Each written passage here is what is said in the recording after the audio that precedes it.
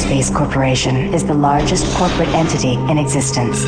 Originally focused on weapon and defense contracts, new ventures have expanded into biological research, space exploration, and other scientific endeavors.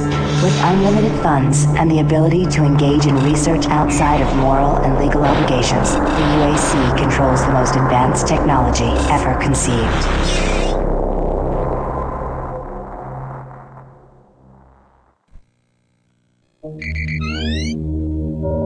Incoming transport detected.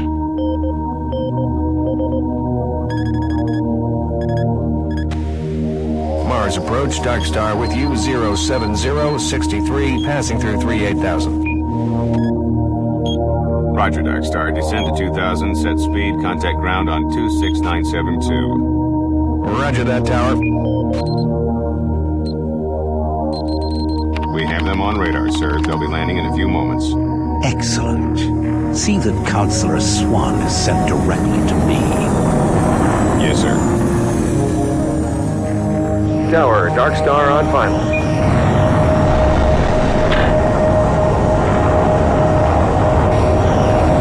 We've got you, Dark Star. You are set for lockdown.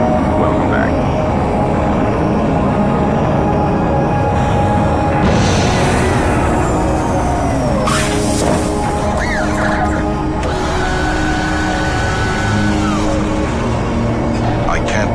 It's come to this. I didn't want to come here. He left you no choice. True, but this is the last time.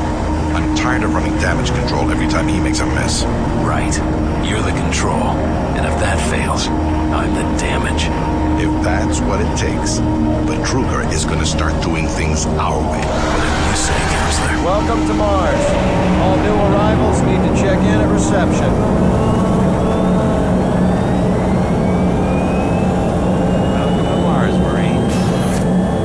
I'm gonna need you to step on one of those red squares on the floor for a bioscan. This'll only take a second. Okay, let me get this started.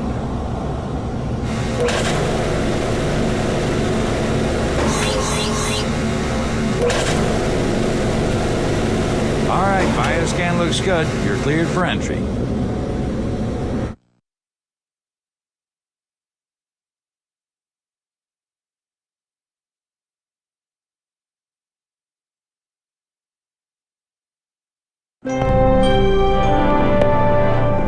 On behalf of the UAC, welcome to Mars City. This facility serves as the central hub for all scientific research, archaeological study, Director and Banks, military operations. please report to Central Goal Administration. number one at the UAC is the safety and well-being of all employees and guests. To help achieve this goal, we ask you to follow all UAC corporate procedures at all times. This includes restricting your movement to areas for which you have clearance. Always remain alert and aware of what you and others are doing. If you notice any... Welcome to Mars. First time? You can just leave your bag there. I'll have it sent up to your quarters. Okay, there's a few things we need to take care of first. This is your personal data assistant. You'll need this to access all secure areas. If you get clearance for any security zones, it'll download directly. It's important, so don't lose it. I see here that Sergeant Kelly has requested your immediate attention. Head directly to Marine Command. It's just that way. Follow the signs.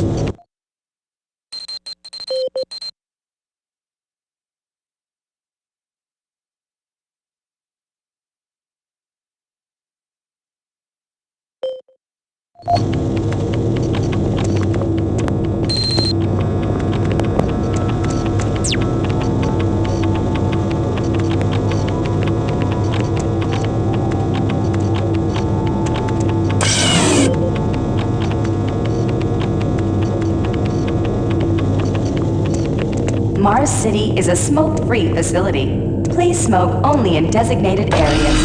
Thank you for your cooperation.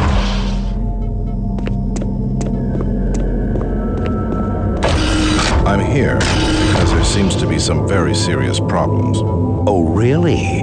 Do I need to remind you of the groundbreaking work that we're doing here? No, but I've been authorized by the board to look at everything. The board authorized you? The board doesn't know the first thing about science. All they want is something to make them more money, some product. Don't worry, they'll get their product. After how many accidents? Tell me, Dr. Betruger, why are so many workers spooked, complaining, requesting transfers off Mars? They simply can't handle life here. They're exhausted and overworked. If I had a larger, more competent staff and bigger budget, even these few accidents could have been avoided. I'm afraid you'll get nothing more until my report is filed with the board. I will need full access, Dr. Betruger, Delta included. I won't have any difficulties doing that, will I? Only if you get lost, Swann. Just stay out of my way. Amazing things will happen here soon. You just wait. Let's go.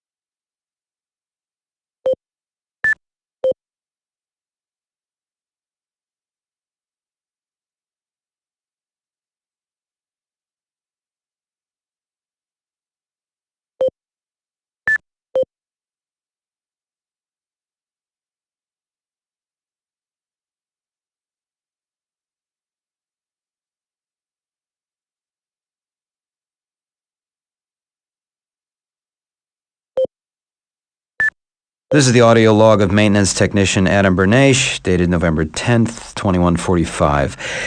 I've fixed the couplings on the heat shields this morning with no problems. I did, however, have another odd experience while I was down there.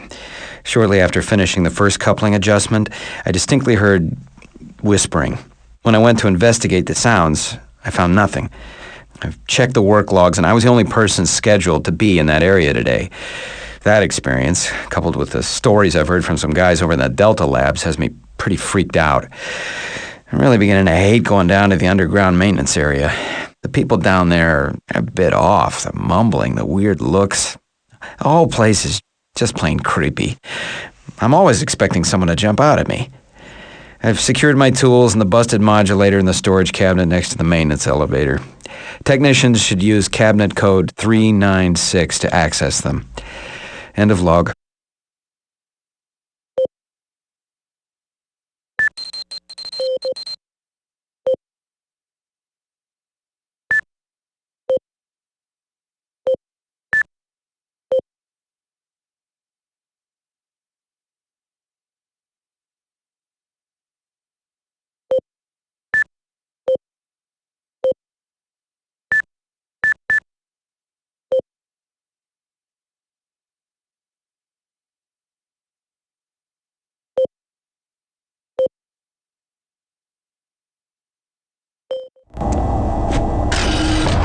I don't think I've seen you before. You must be a replacement for one of the guys we lost.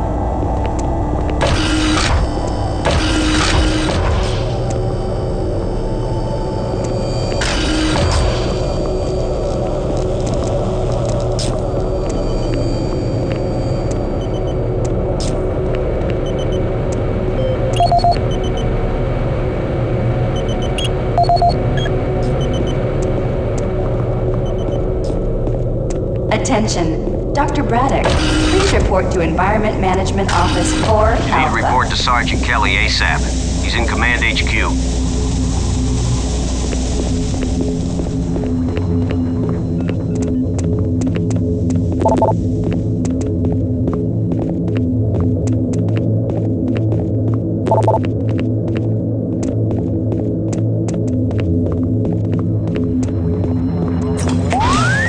This is Delta Science Management. We would like to request another security team here in Delta. Yes, sir. Thank you.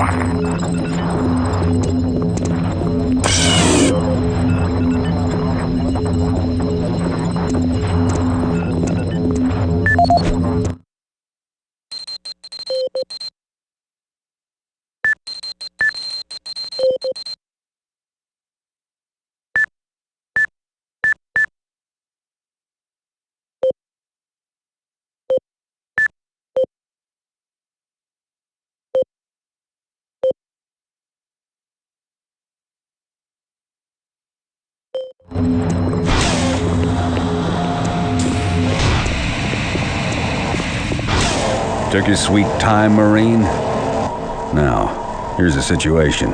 Another member of the science team's gone missing. Since you're the ranking FNG, you get to find him. I want you to check out the old decommissioned comm facility. We heard he might be heading that way. The only way there is through the service passage under Mars City. I've programmed this sentry to guide you to the maintenance elevator. I hope you follow the sentry better than you've followed orders so far. You pick up some gear at the security checkpoint at the bottom of the elevator. Oh, and when you find him, just bring him back. Do not hurt him. Now move out.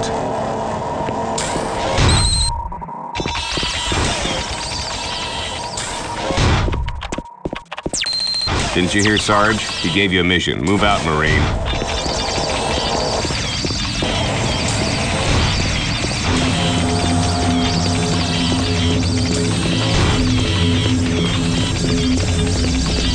Attention UAC personnel. Interested in earning more credits? Volunteer at Delta Labs today. See your service branch director for more details.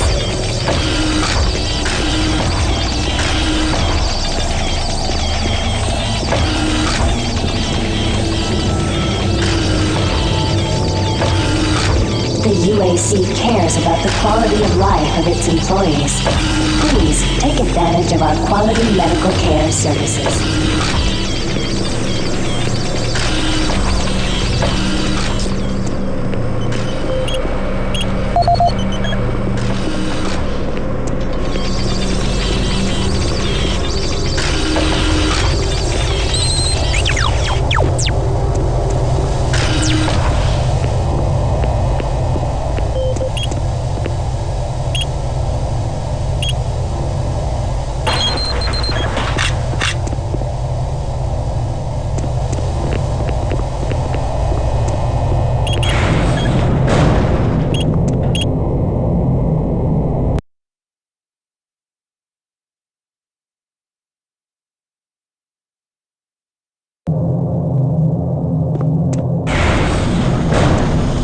Welcome to the dungeon, Marine.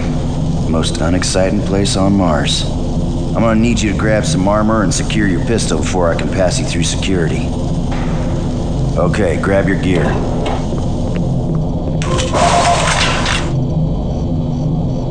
Now you're ready for combat.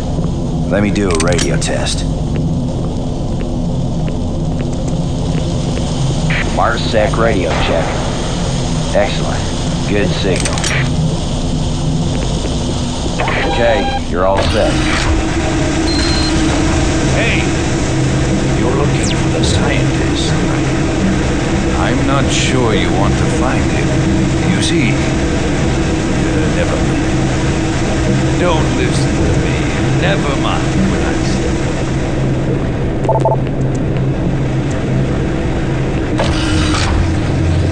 Listen, Scotty. I've done this 1,000,000 times. It's not that hard. Why don't you crawl your fat ass down here and do it yourself? Because I'm getting paid to make sure you do it.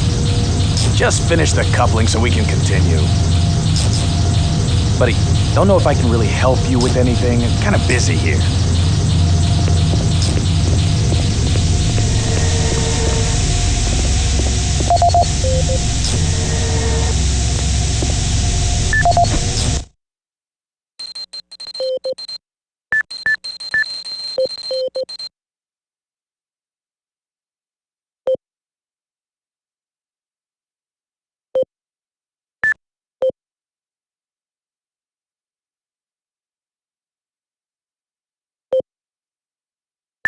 This is Grant Baston, the Environmental Services Supervisor.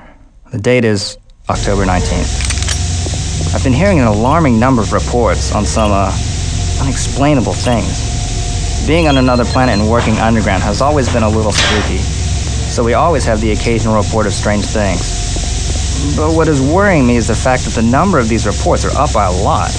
People are truly frightened. The rumors we're hearing about experiments from the Delta Complex are not helping. The power fluctuations aren't helping at all either. Having the lights flicker constantly and losing power for several minutes at a time is scaring everyone down here. I'm doing my best to keep people in track, but we're continually short-handed. Someone's reporting in sick almost every day. I'll keep my director apprised of the situation, and will continue to log reports as I get them.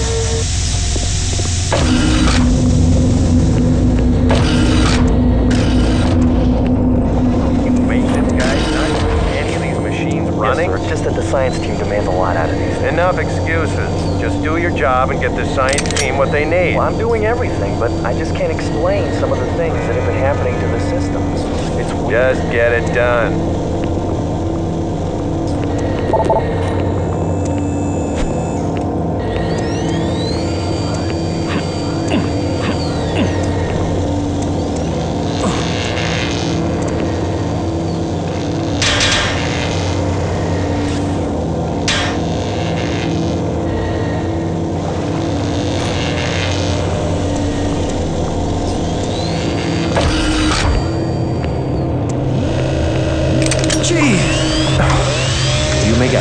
Sneaking up on people?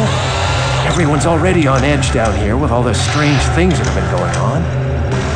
The garage area is right through that door. Now stop bothering me.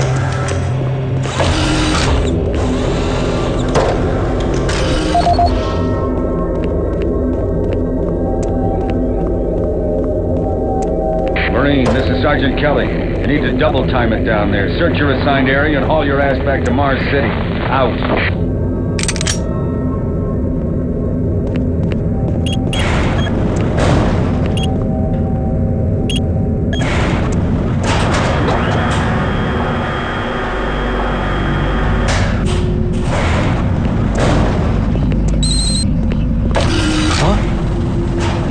No, please. You must let me get this communication out. They have to be warned while there is still time. I can't let... You don't know what I've seen. You can't possibly understand or comprehend. The devil is real. I know. I built his cage. I'm getting abnormal readings here. This is bad. I can't hold these levels. We're losing it! Help us! All over the base.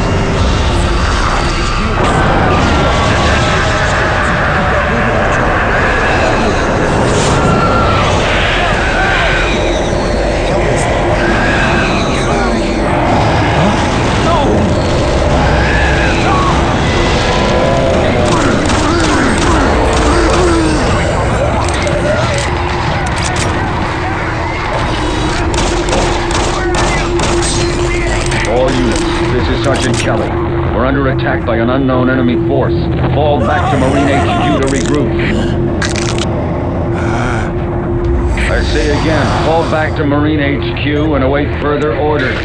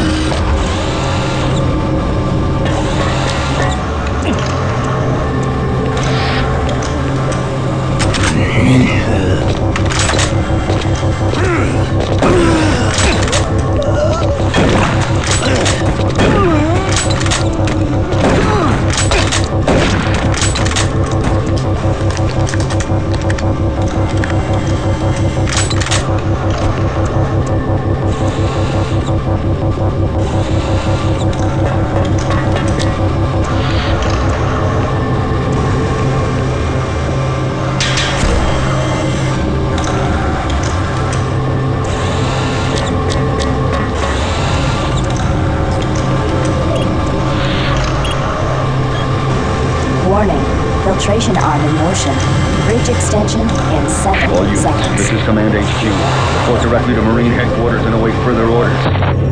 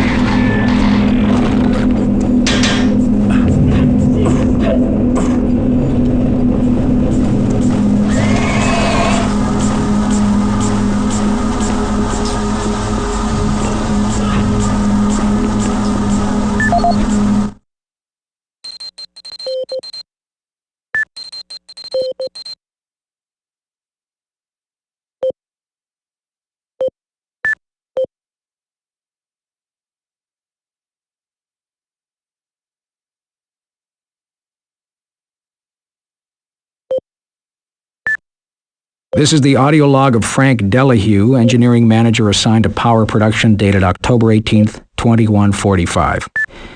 The current operational status of the grid is 23% over nominal capacity. I've increased work shifts to 12 hours a day for all personnel to keep up with demand. The constant and increasing load from the Delta complex is causing havoc. We are going to start losing critical systems if we have to sustain these levels much longer. I request clearance to requisition parts from other departments in order to maintain our equipment. Okay, I don't know what is going on over in Delta, but I'm doing all I can down here. The constant demands are bad enough, but the rumors going around are making things a whole lot worse. And I gotta tell you, if things don't get better soon, all hell is gonna break loose.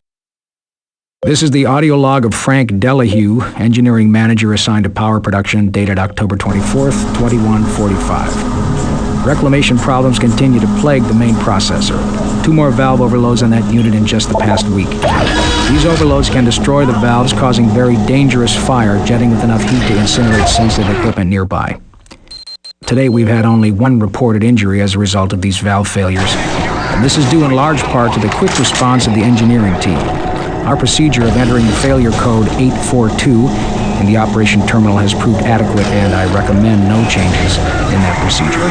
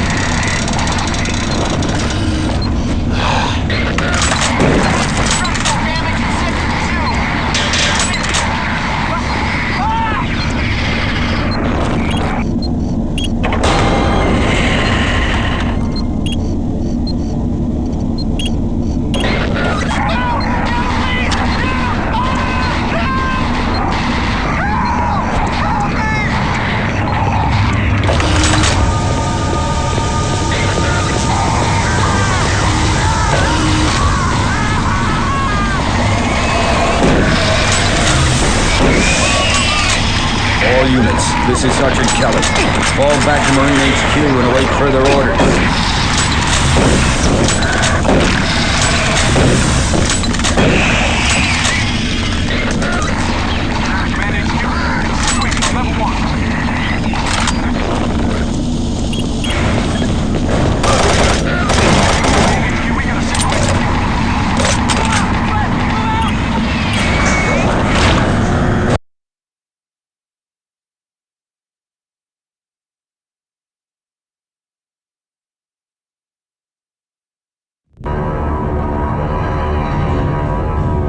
All remaining Marine units, this is Sergeant Kelly. I am unable to reach Mars City from my current position. Move to Marine HQ to regroup and await further orders.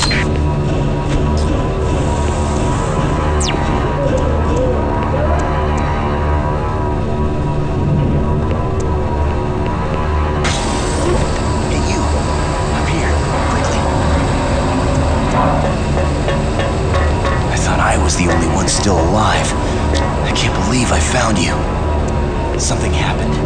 I don't know what. It was like a shockwave. It passed through the entire base. People started changing. It was crazy. I was working up here on the vent shafts. I don't know how I survived. Go for help. Please.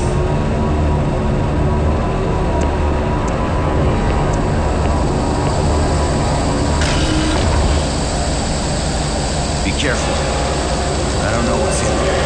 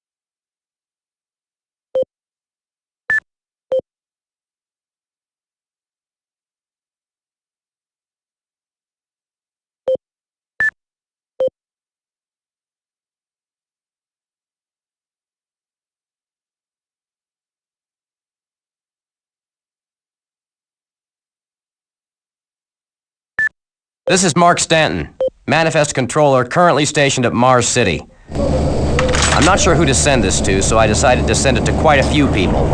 If you're on the recipient list, please take a moment to review this report. It is quite important. I'm very concerned over the shipping procedures out here. I am the Manifest Controller, and as such, I need to be informed of everything coming in and out of Mars City. Someone here is subverting my position and preventing me from getting data on things being shipped. This is unacceptable. Not only could this reflect poorly on my upcoming review, but this is my job and I'm tired of being out of the loop. I have no idea who keeps telling the shipping crews to allow things in and out without allowing me to produce or procure the manifest, but whoever it is, it must stop. One of the dock workers actually told me to piss off when I tried to stop one of the last containers from going straight to Delta. I immediately filed a report and will follow up with the transit manager next time I see him. End of log.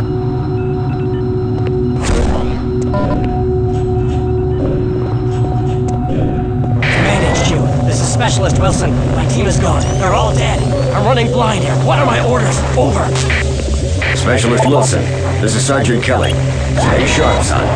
Move to your last known RP and fortify your position. You'll find it.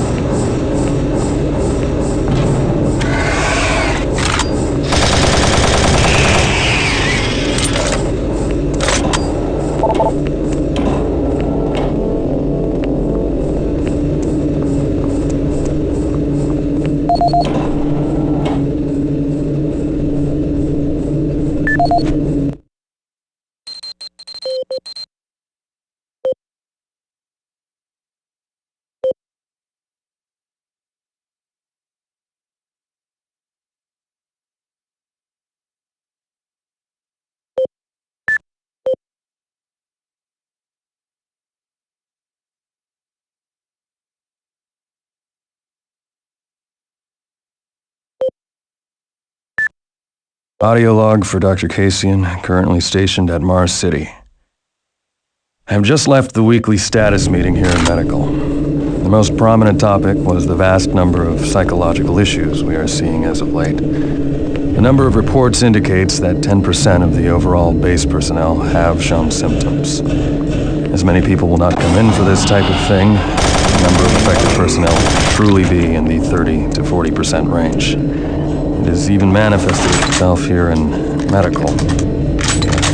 We have several nurses and a couple of good doctors out for related reasons. I'm going to formally request 2 additional psychiatrists on the next shuttle from Earth. The 2 we have are being overworked, and the content of their sessions with patients is starting to affect them as well.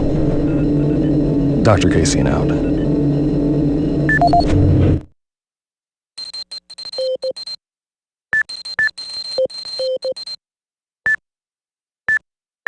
Dr. Mark Kasian, at 1547, patient Jonathan Wills was admitted after complaining of insomnia and nausea.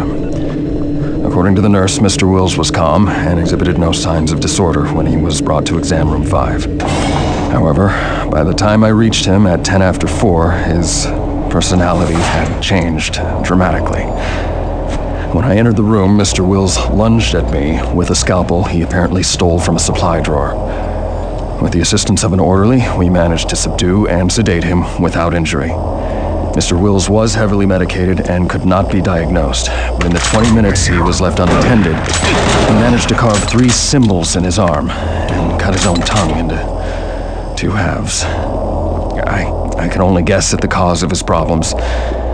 I hope that additional psychiatrists arrive soon. In the meantime, in response to this assault, all medical supplies and armaments will be locked in a secure hospital cabinet with the code 347.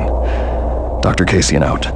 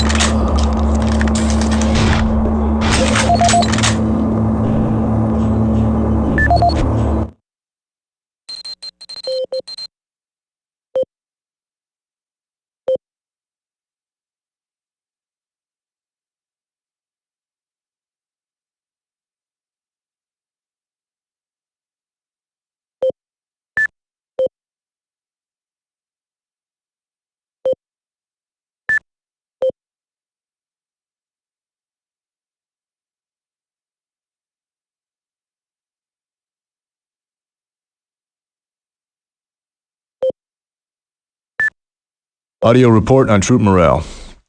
Morale here is beginning to drop.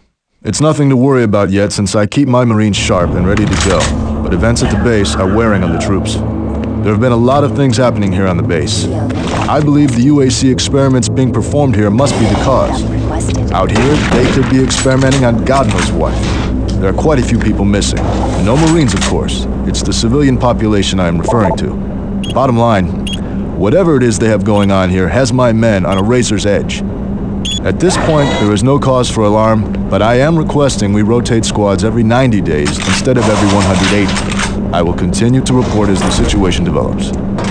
It is good we have the new Marines en route. Fresh faces will help. Sergeant Tyson, out.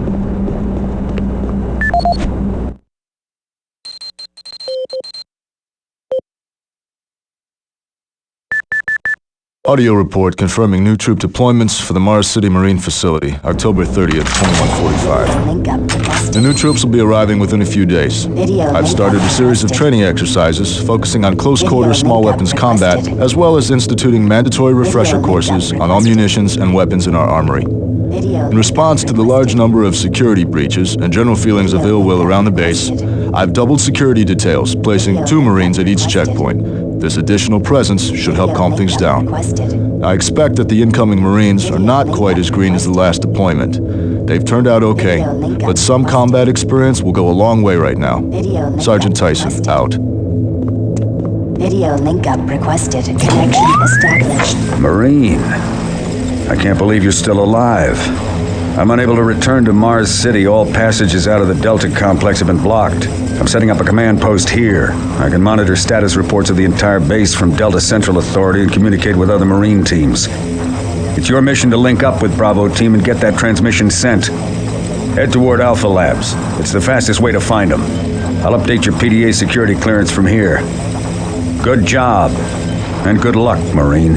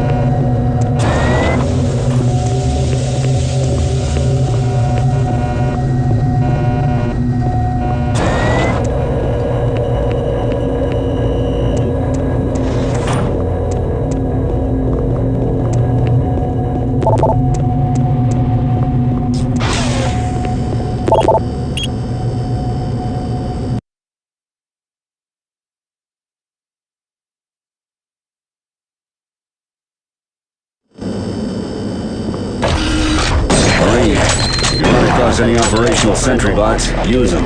Those guys pack a lot of firepower.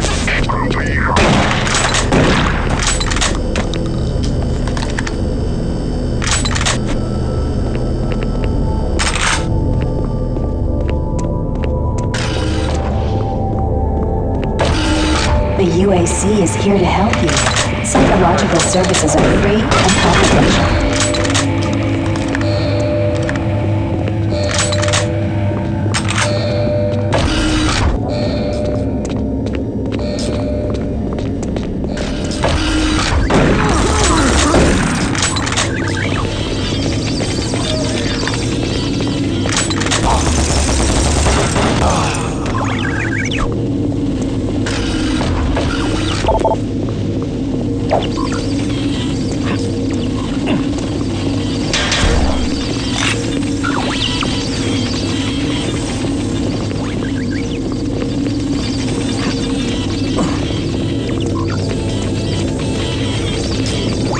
Marines, you gotta get to Bravo Team quickly.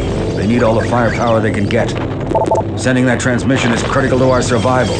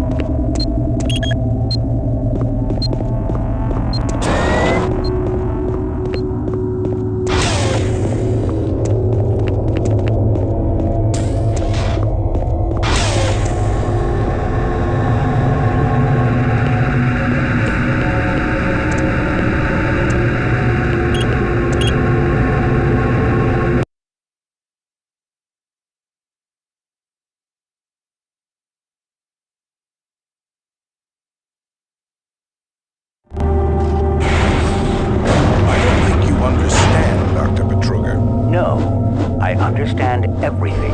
I'm telling you now, Doctor, the UAC is taking over this operation. Operation?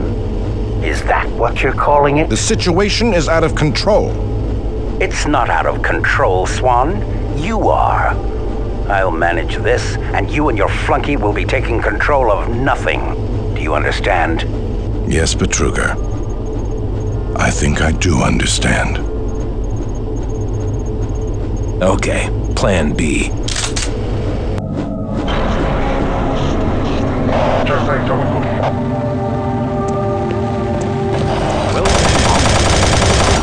Formerly designated Phase 1 by the Union Aerospace Off-World Research Division, the Alpha Labs began construction on October 29, 2095, and became fully operational July 17, 2130. Originally created as the Prime Science and Research.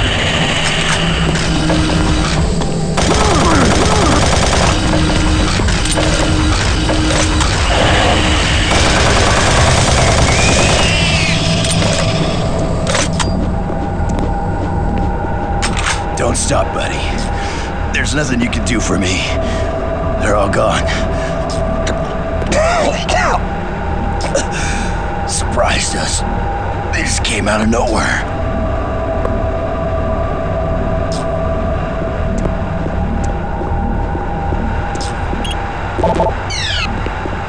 Access denied.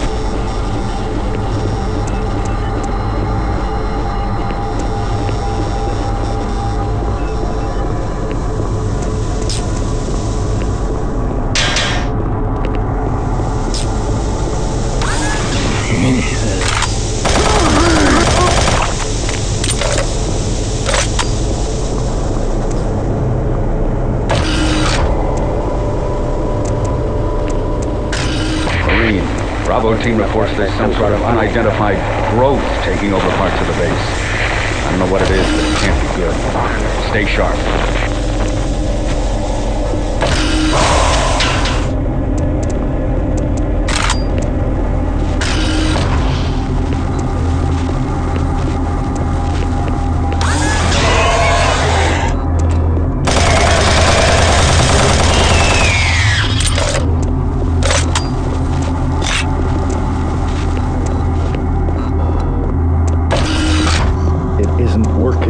I tried everything. The computers aren't responding. I can't get root access to the systems. We can't do it here. We'll have to access the system somewhere else. All right, let's go.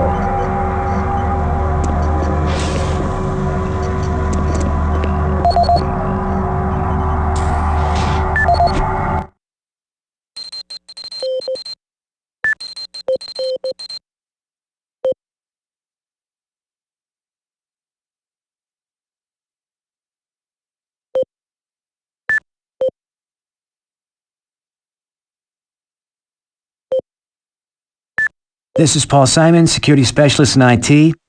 Our network security has been breached several times over the last few days. Now, it looks like it may have been going on longer than that, but whoever did this really knew what they were doing. They covered the tracks really well. I just happened to notice some log anomalies, or it would still be going on. The intrusion came on an encrypted carrier signal from the Delta complex. They piggybacked the virus on one of the supercomputer requests, and it peeled itself from the data stream once it was inside our firewall. Someone on the inside there has to be responsible. Unfortunately, due to security in that complex, I can only tell it came from within Delta. There's no way to identify which machine or even which lab it came from. Whoever was in our system had access to all personal data, including medical reports. My team will be monitoring the network closely in the next few days, looking for anything unusual. End of log.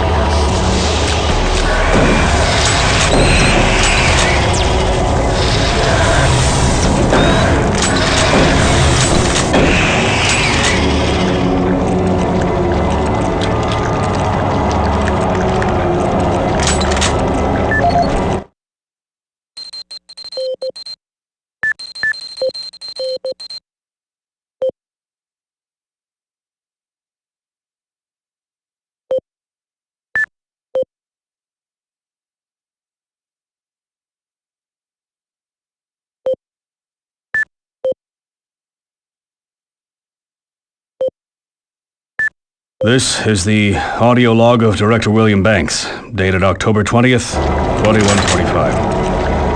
It has come to my attention that we have an alarming number of missing personnel throughout the base. My office has received 4 additional reports from Delta in the last week alone, mentioning that personnel are not reporting for work and that calls to their quarters have gone unanswered. My office has sent the names of those personnel to Mars City Security, and they have promised to initiate an investigation. But this news is very disturbing, especially at a time when we have so many people in the infirmary suffering from sudden cases of schizophrenia and other psychological disorders. I hope there is no connection between those cases and these reports of missing personnel.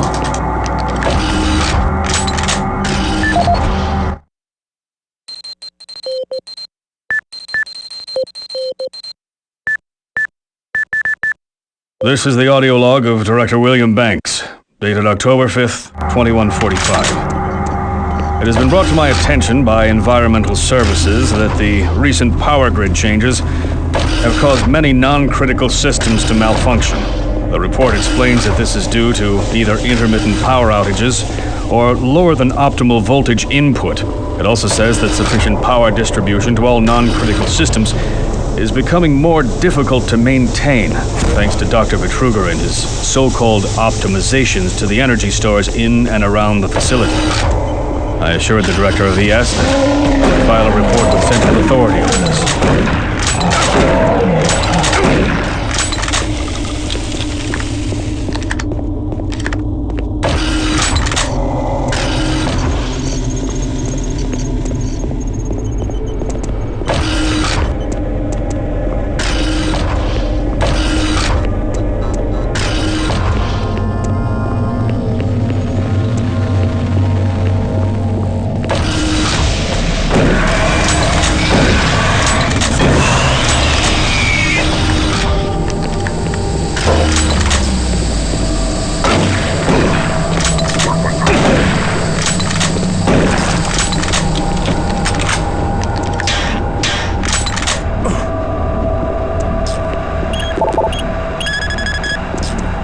Access granted.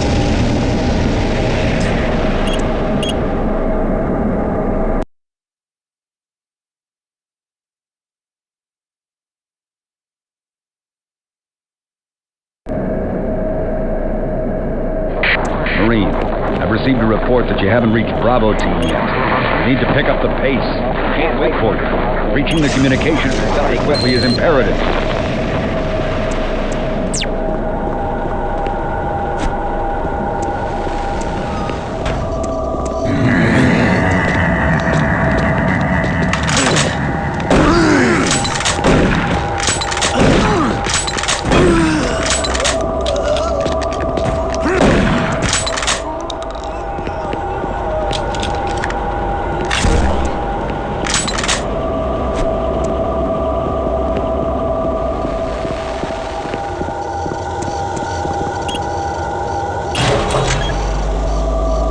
The UAC takes pride in its safety record.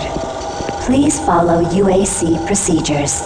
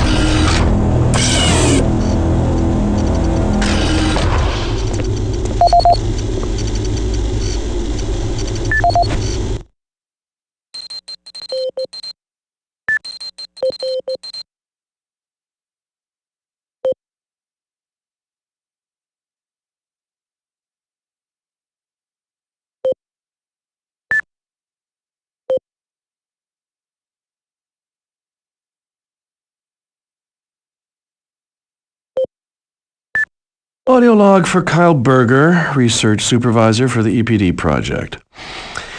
The elemental phase deconstructor is fully operational, and the research data we have gathered so far is very impressive. Unfortunately, we had a terrible accident last week. Research assistant Patterson was calibrating one of the quark emitters in the chamber, and witnesses say he appeared to see something. It's almost like something was talking to him, and he backed right into the particle beam. It was not a pretty sight, as it took off the backside of his head.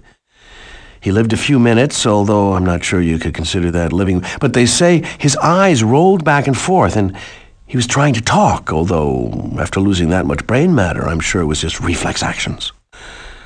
Anyway, due to this, I have enacted new safety protocols in the lab, and we have stocked one of the storage cabinets with emergency medical supplies.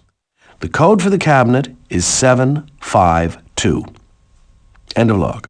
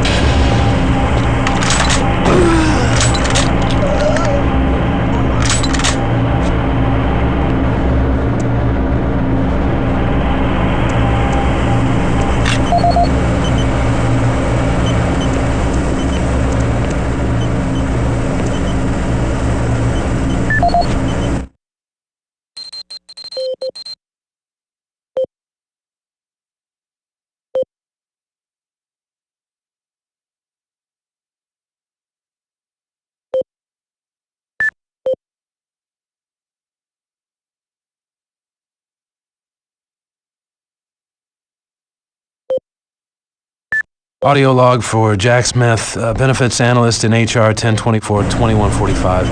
I just went through another batch of accident reports from the science team. We've had 5 more people hurt this week while working with the equipment. Most serious incident was John Hughes, whose hand was caught in the plastic extrusion system. He was performing maintenance on it and states that he unplugged it and had the safety key in his pocket. It managed to activate without an apparent power source and shredded his arm up to the elbow before somebody got him out. It's been reported that the machine is still running. Shut it down. The cost on that incident alone is enough to raise the red flag, but this is just one in a pile. We're going to overrun our budget on benefits payout this quarter. And while it's not my department, I have to assume that the new equipment budget is going to be blown out as well because, according to these reports, the equipment's breaking down on a daily basis. Please mark this for review at corporate. End of log.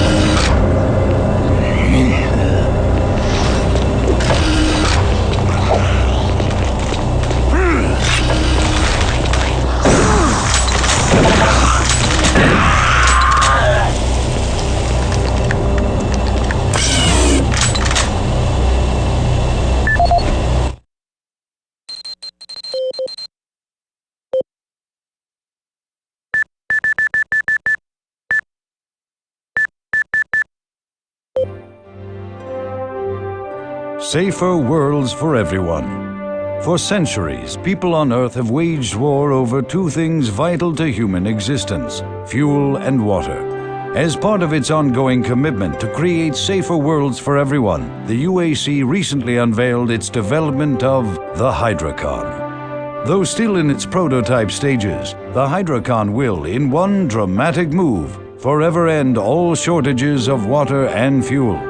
By splitting iron oxide molecules, the Hydrocon produces oxygen and hydrogen cheaply and safely without the need for large amounts of electricity.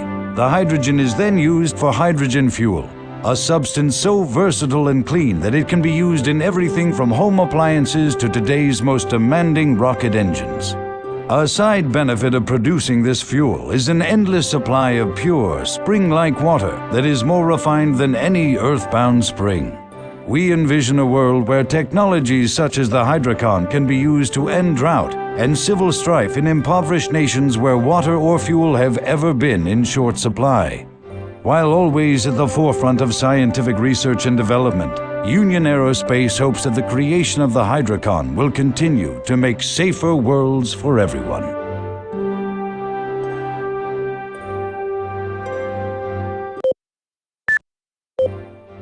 For generations, humankind has lived under the looming specter of slowly dwindling natural resources. Our new ventures on planets like Mars have only intensified our need to find fresh sources for metals, petrochemicals, food, water, and even air. To meet that need, UAC researchers have developed dramatic solutions. Solutions that will soon pay off for the UAC, its investors, and indeed the entire human race. Mars itself is our chief ally and the key to our solution. Look around at its vast red deserts, rich in naturally occurring iron oxides.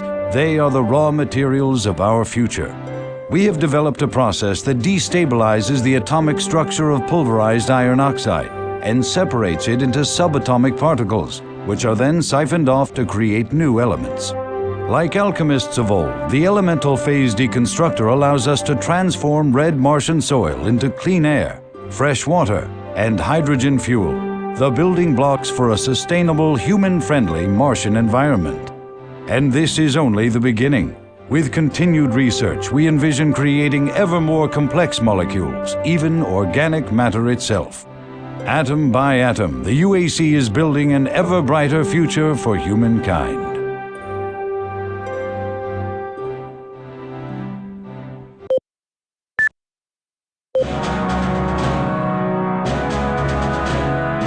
Representing yet another great accomplishment of the UAC, the Series 3 plasma gun is an extremely versatile medium-range combat weapon. Harnessing the exhaustive resources of synthetic plasma, the plasma gun meets the critical requirement of low-cost, abundant ammunition for today's highly mobile military. Capable of sustained firepower due to the latest advancements in plasma injector technology, this weapon's lightweight and high yield make it desirable for most combat scenarios. Always on the forefront of technology, the UAC is making safer worlds through superior firepower.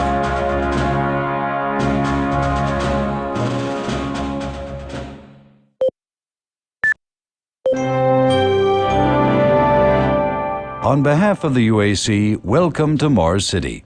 This facility serves as the central hub for all scientific research, archaeological study, and military operations. Goal number one at the UAC is the safety and well-being of all employees and guests. To help achieve this goal, we ask you to follow all UAC corporate procedures at all times. This includes restricting your movement to areas for which you have clearance. Always remain alert and aware of what you and others are doing. If you notice anything out of the ordinary or just have a simple question, find the nearest UAC security guard. They are here to help no matter how large or small the problem is. Our station on Mars provides a perfect blend of work habitats, recreational facilities, and social support structures. This ensures our goal of providing a true home-away-from-home experience for everyone. Keep this in mind as you help us pursue our groundbreaking research that is destined to transform the daily lives of everyone here and throughout the solar system. If you need more detailed assistance, please see your Human Resources Manager. If you are a guest, you may bring up any issue with your appointed UAC liaison. Thank you, and have a nice day.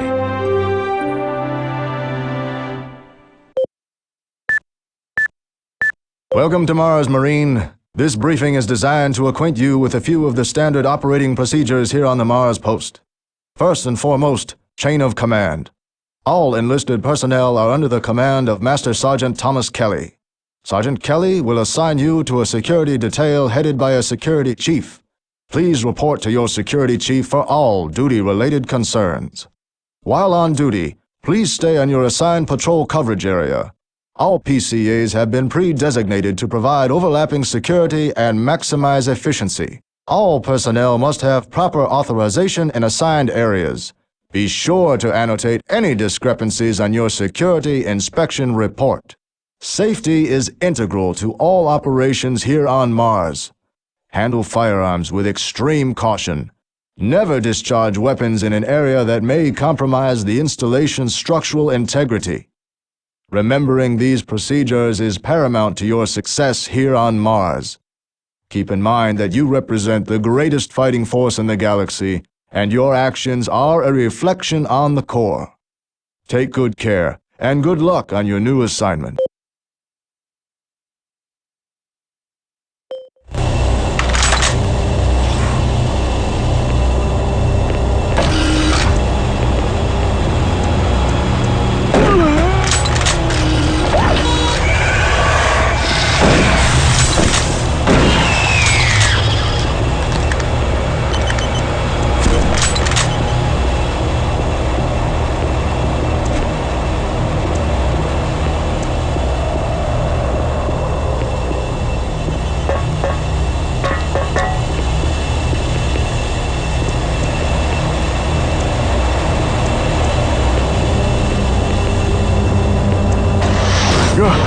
Oh, you startled me.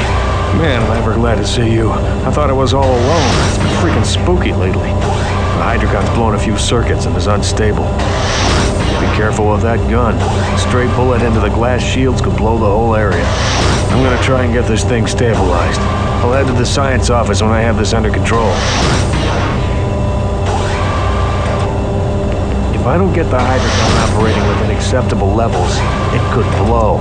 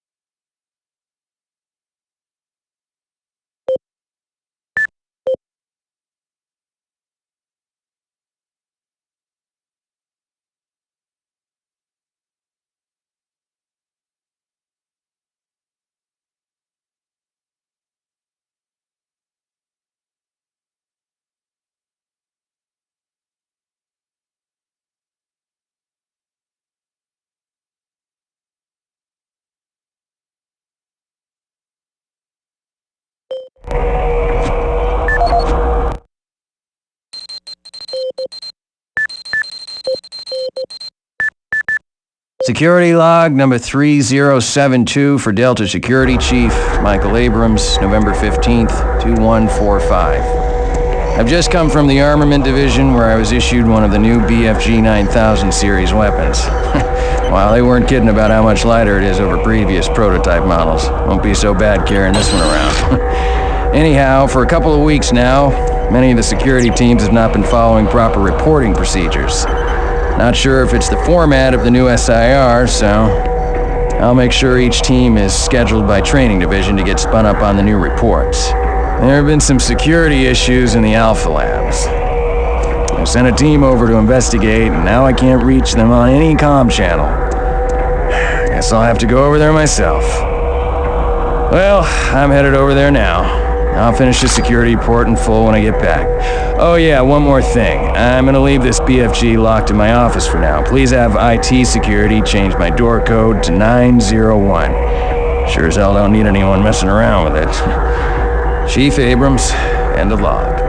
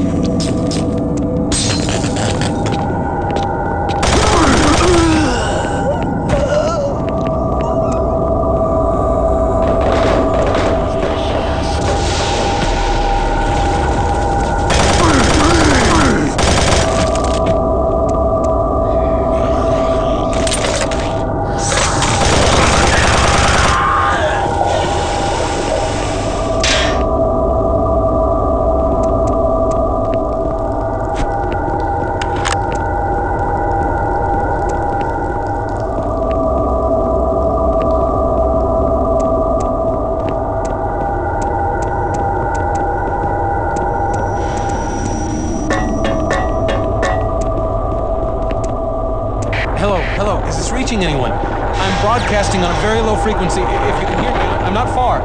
Please help me. I've locked myself in storage room C4. Please, if anyone can hear me, please help me.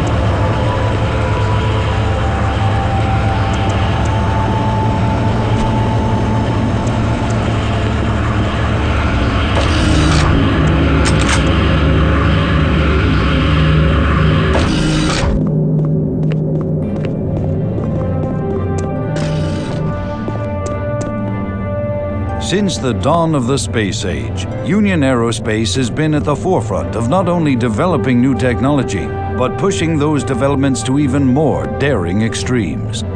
With an abundant production of hydrogen fuel, thanks to the hydrocon, the specialist teams asked the big question: can we devise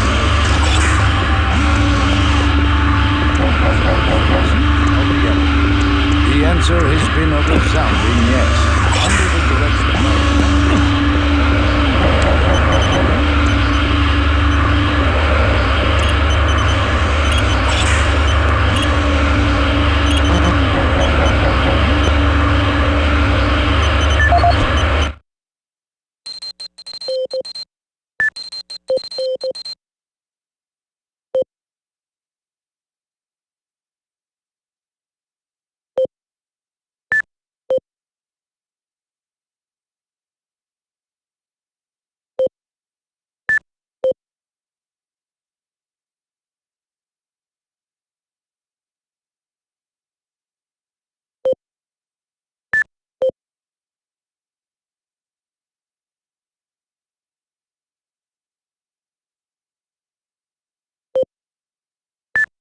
Audio report regarding the disrespectful treatment of new research staff. September 14, 2145. As you know, I have gone to considerable effort to recruit my staff researchers for Alpha Labs.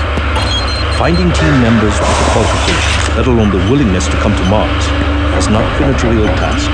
You know this already. But it is necessary that I emphasize why the complaints must be taken seriously. We won't be able to keep our people or recruit new researchers if the harassment continues. No, harassment is exactly the right word. I'm routinely getting reports of UAC security asking inappropriate questions and submitting my staff to unnecessary background checks. I must insist that we be allowed to keep our personal lives and be left to complete our assignments without harassment. If there is some kind of security threat, I suggest the UAC security reports they've located your position but are unable to move to your console. Head through engineering and try to link up with them in Sector 3.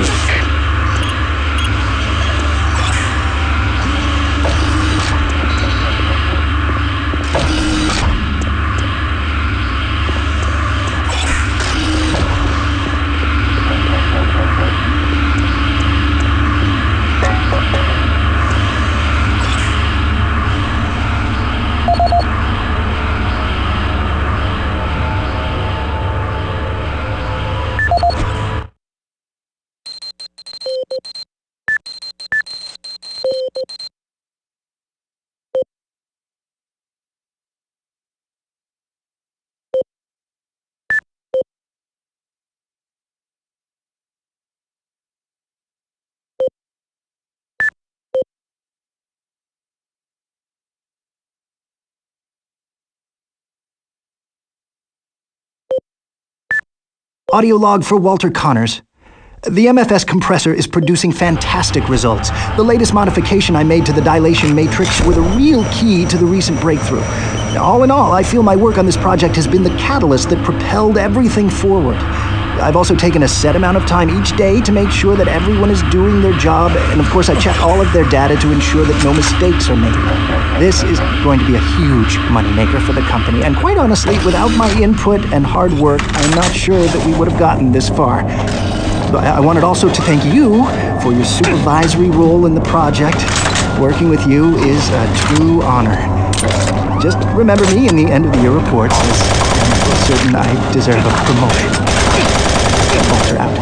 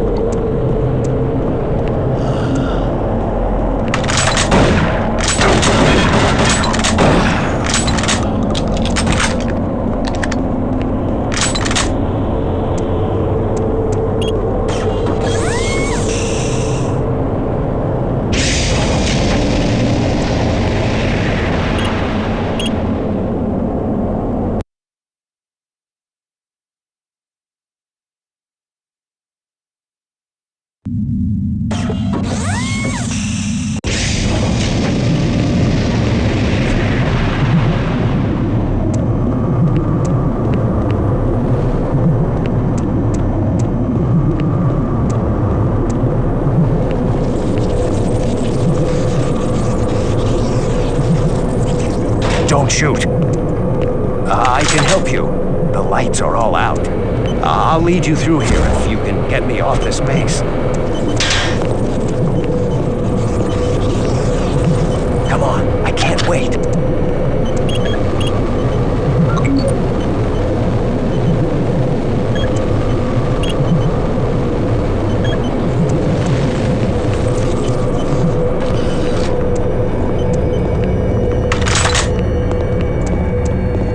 Electromagnetic pulses have knocked out the electrical systems in this area. Watch out. A big one could knock out our lights.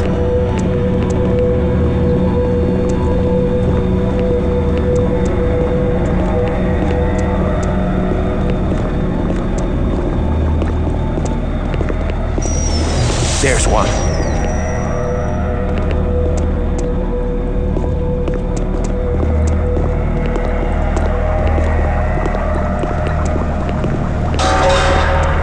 What was that? Stay close.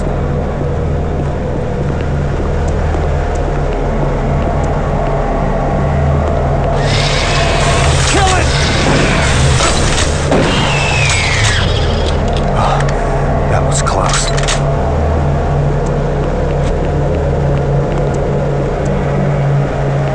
Hurry up, we can't stop.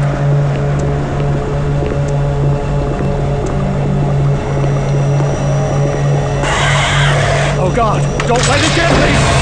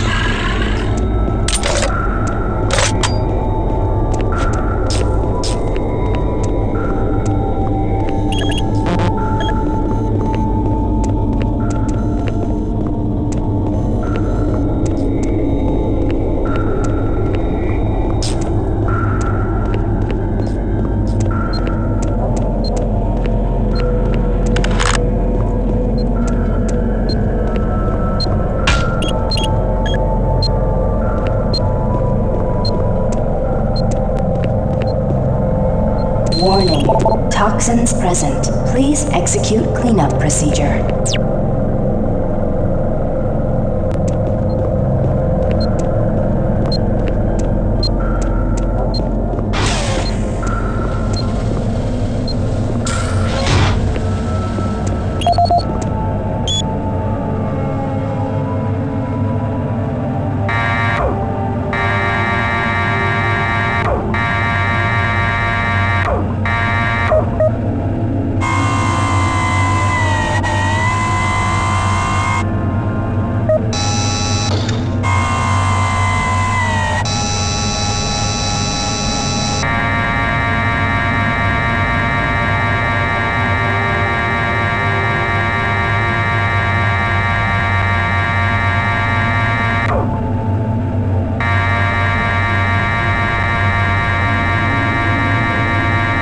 Toxic gas levels decreased 50%.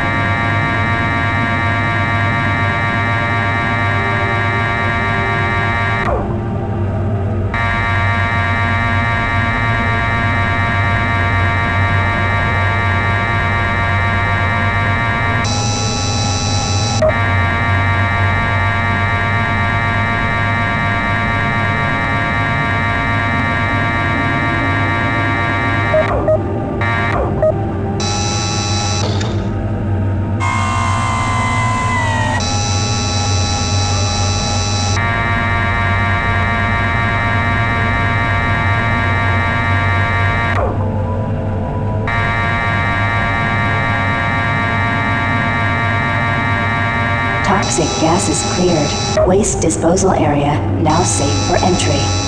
Marine, I gotta pick up the pace. Got more men down. Bravo's unit barely holding their own.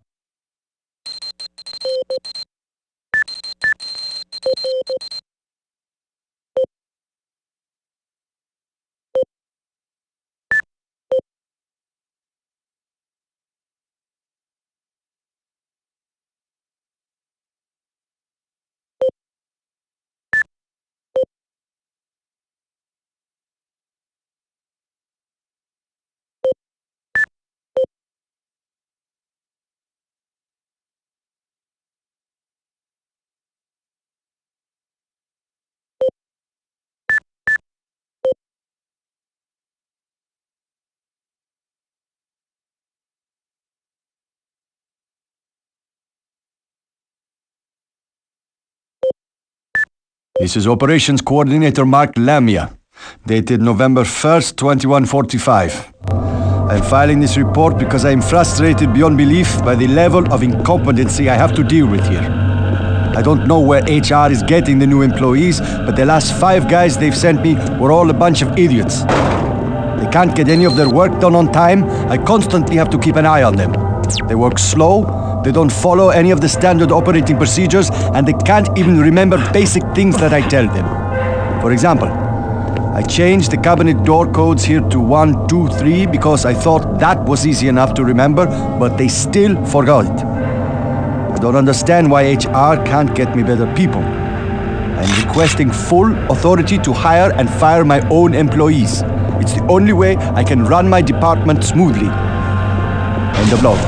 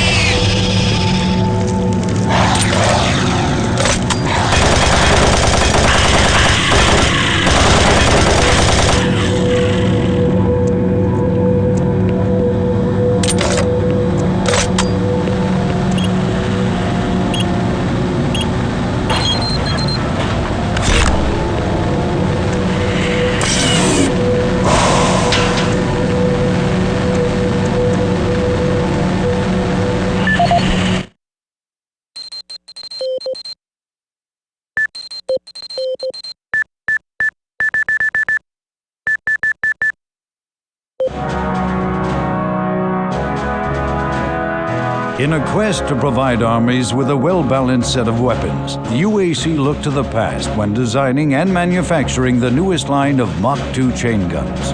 The retro style and mechanical sturdiness of the chain gun is a must for all hardened combat veterans. Early adapters have nicknamed it SAW. With its armor-piercing 30 caliber bullets, the chain gun is capable of literally cutting opponents in two. Packed with all the punch you need in close combat fighting, the chain gun delivers unparalleled reliability and functionality. Always on the forefront of technology, the UAC is making safer worlds through superior firepower.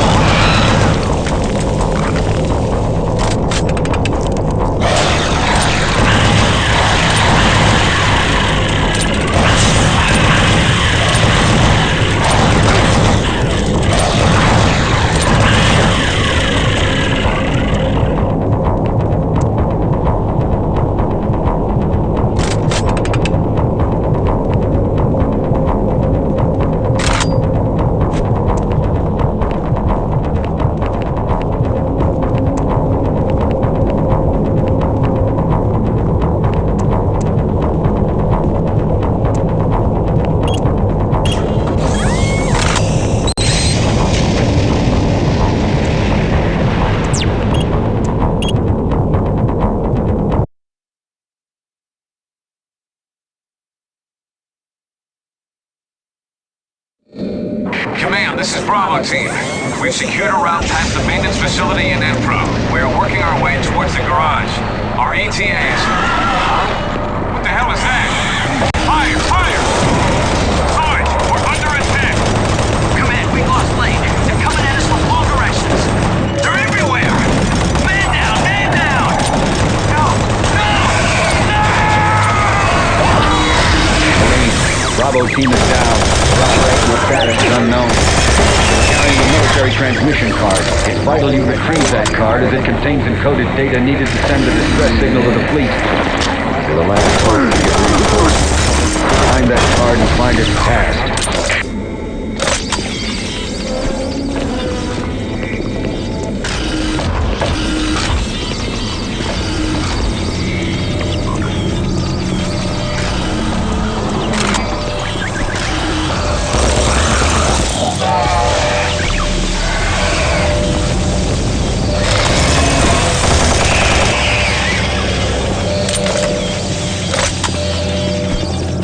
Attention, all personnel evacuate the facility.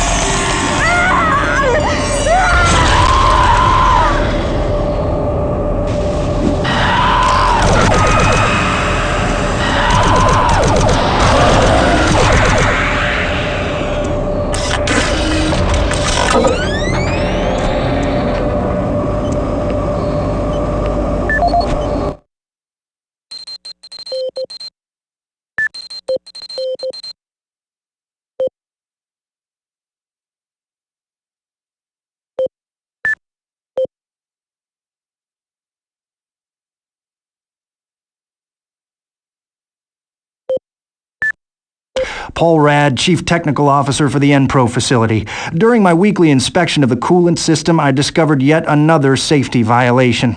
As I've stated repeatedly, our service manuals must be followed to the letter. Now, this includes changing back filters for the coolant system on schedule and not when maintenance gets around to it. As you know, unclean back filters will create pressure inside the coolant system's release tubes. Even a minor disruption in a release tube can dislodge or destroy its coolant rod, overheating the core, and possibly sending the entire facility up in smoke. Now let me be clear, if I see this again, the team responsible will be transferred to sewage treatment before the day is over. Paul Rad, Chief Technical Officer for the N-Pro facility. I appreciate UAC's concerns following the number of stress-related illnesses spreading throughout the base. However, I don't understand why we require such a large detail of armed security bots in N-Pro. Now, you may disagree, but I trust my team's mental condition far more than whatever programming is running inside those bots. Which brings me to the reason for this report. Today, one of my best engineers, Patrick Thomas, was nearly shot when a bot refused his clearance. That's right, shot. Luckily, a nearby team from maintenance caught up to it and smashed it with a pipe wrench before it could chase Pat down. Now, it'll be days before he's ready to return to work, and I don't think you'll ever get him close to one of those bots again. Our jobs are difficult enough without needing to avoid getting shot.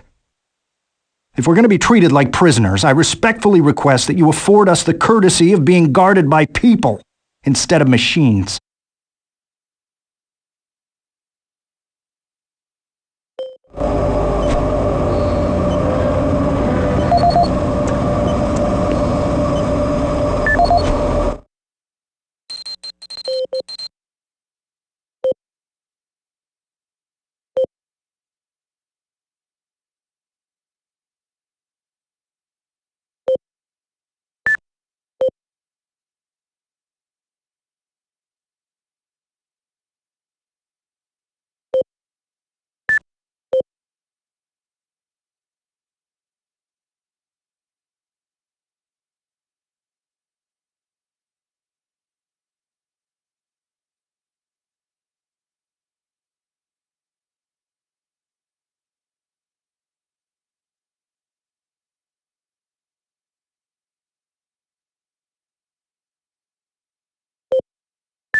This is the audio log of weapon analyst Teresa Chazar, dated November 3rd, 2145. I'm pleased to report that the preliminary tests on the ammo storage in the new Mach 3 plasma gun has far exceeded our expectations. We've realized a full 50% gain in the storage capacity of ammo packs as a result of utilizing techniques engineered in the Alpha Lab's molecular compactor. I believe with the ongoing compaction research, we will reach our goal of 3 times the plasma storage currently available in standard ammo packs. I would also like to mention that all of the employees here at the N-Pro plant have been very helpful and quite eager to accommodate all of my requests. For security reasons, I've locked the plasma gun and the extra ammo in locker 063 with door code 972. End of log.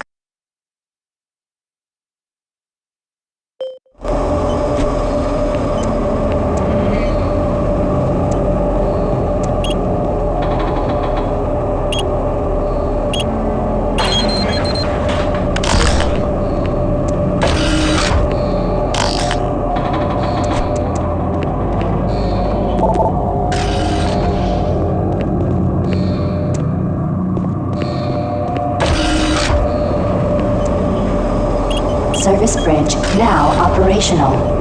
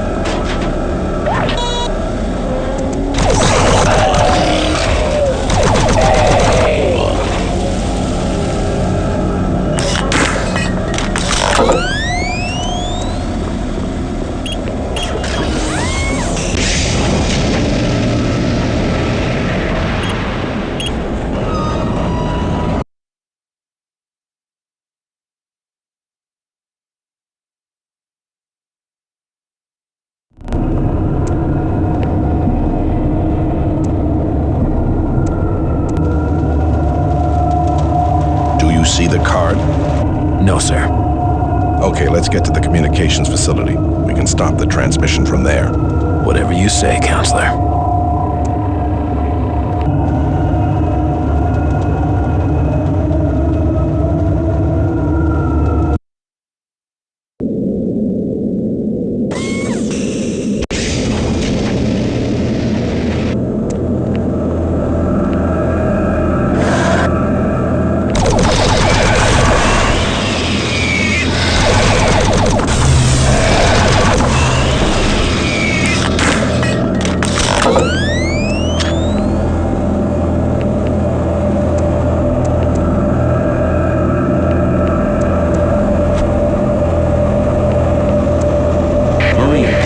Find that transmission card.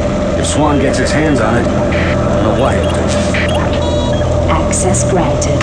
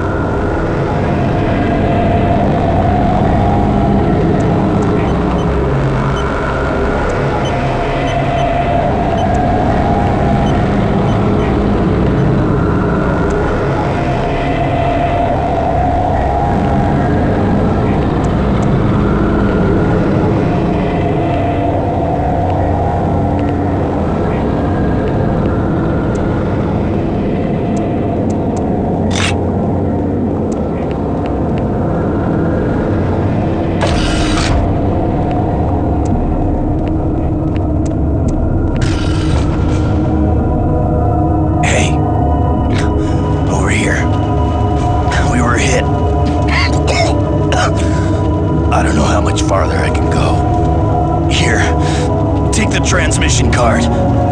We can't stay here. Isn't safe. We better move. What? No!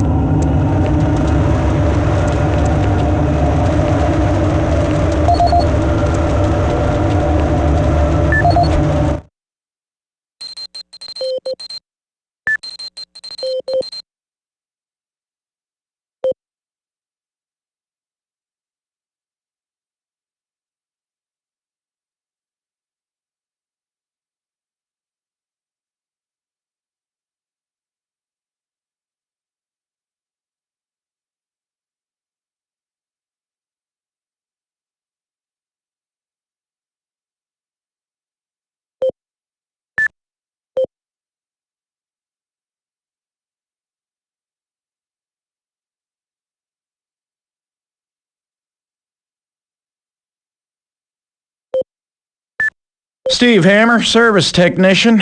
Since Private Swenson wigged out, shot up that drink machine, then lit himself up with a plasma gun, we've all been a bit nervous. All of us in maintenance knew he was losing it. Finally, when that darn drink machine wouldn't accept his credits, he lost it. Started swearing up and down, and you had to laugh when that machine lit up. But before any of us could react, he fed himself enough plasma to power an office building. There wasn't enough head to clean up, just vapor. It's a bad thing to happen to anyone. Anyway, I know with all the psych problems we've had lately, we need the additional security, but when the guards start going nuts, I don't know, all this extra weapons and ammunition, I mean, do we really need so much firepower laying around? Well, a couple of us decided to lock up all of the unsecured plasma rounds we could find. The code is 734. I think we'll all sleep a bit better tonight knowing it's locked up.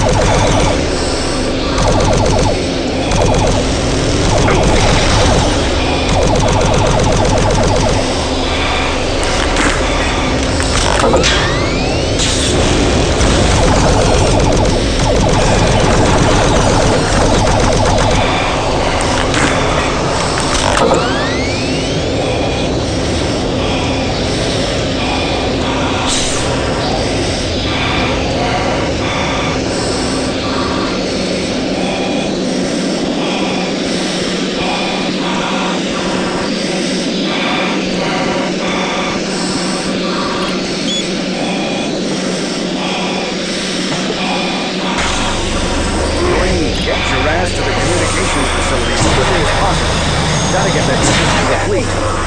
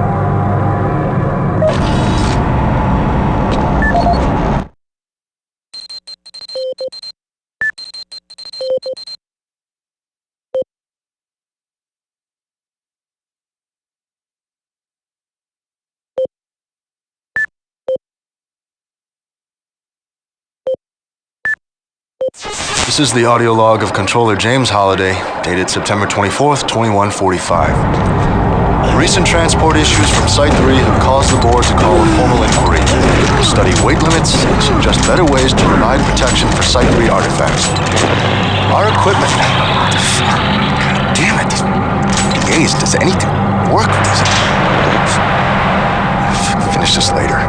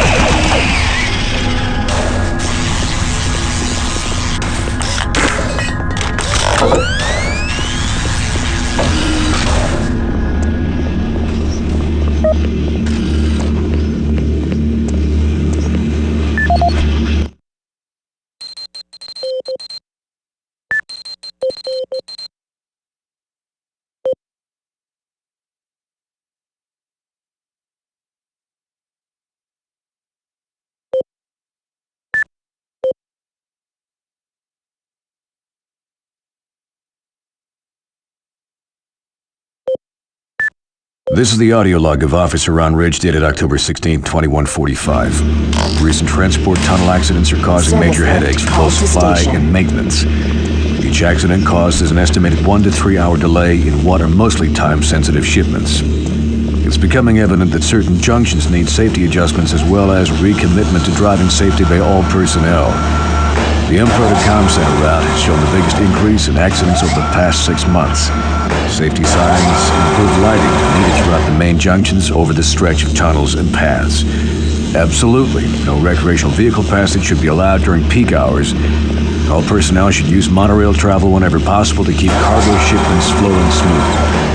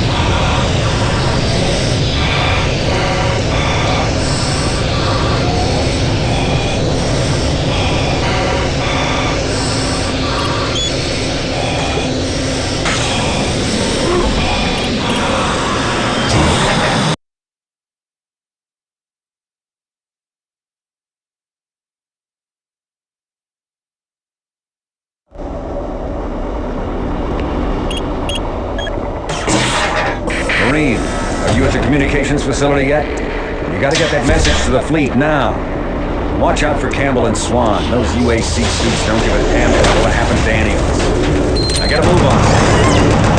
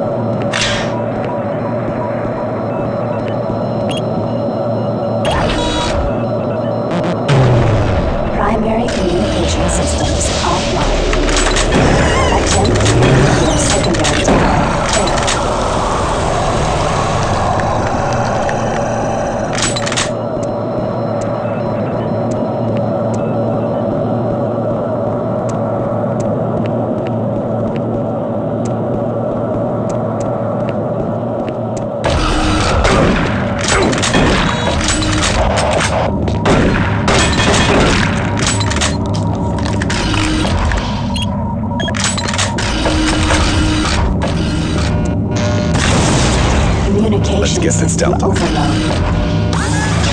Communications shut down.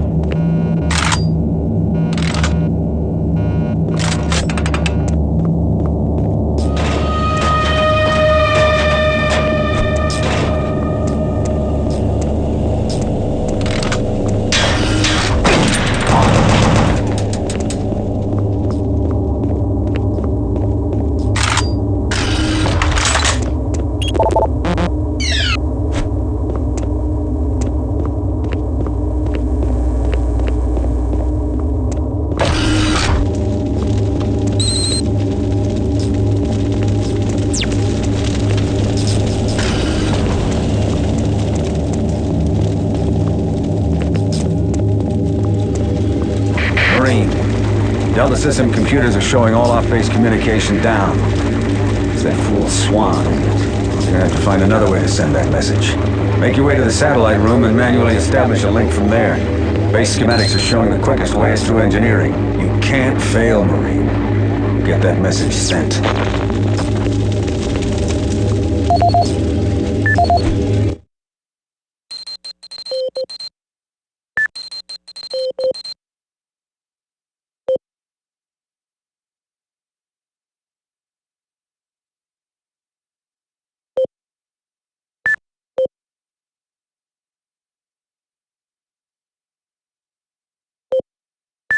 This is the audio log of Technician Xemu, dated October 16th, 2145. Our relatively new remote module replacement procedures are taking some time for maintenance technicians to adjust to. In the long run, it's a much safer, quicker, and easier method. Once a technician receives a call, he simply locates the problem module and gives a replacement command through the remote terminal located in the main comm block. This will initiate the replacement procedure as well as create a repair report which notifies the repair team of an incoming module. Some minor repairs can be done on-site with normal equipment. I'm hoping the new system will need less and less use once the source of the recent power fluctuations is located and solved. The system is built to handle most other things with its automated recovery system.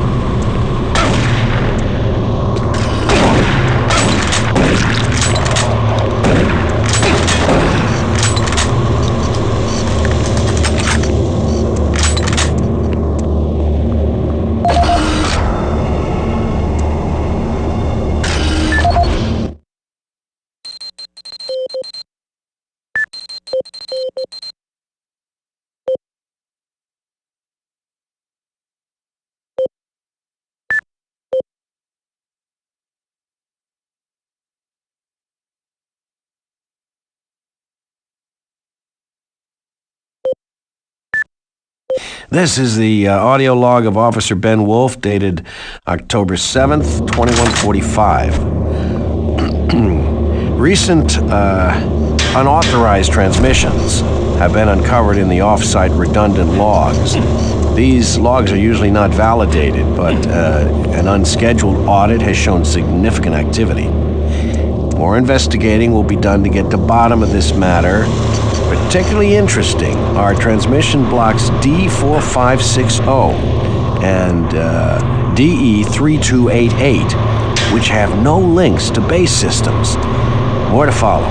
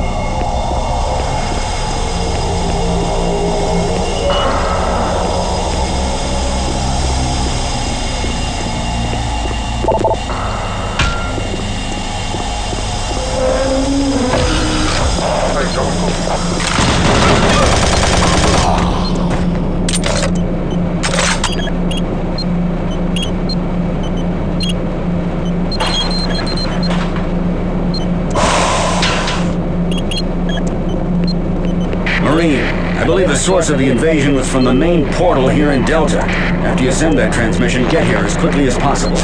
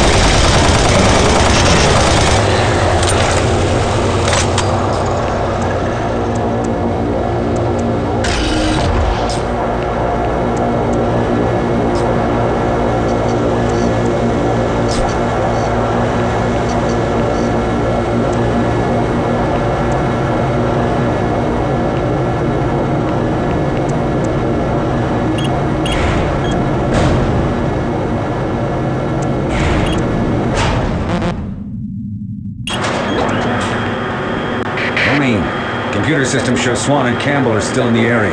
Watch out for them. And get that transmission sent.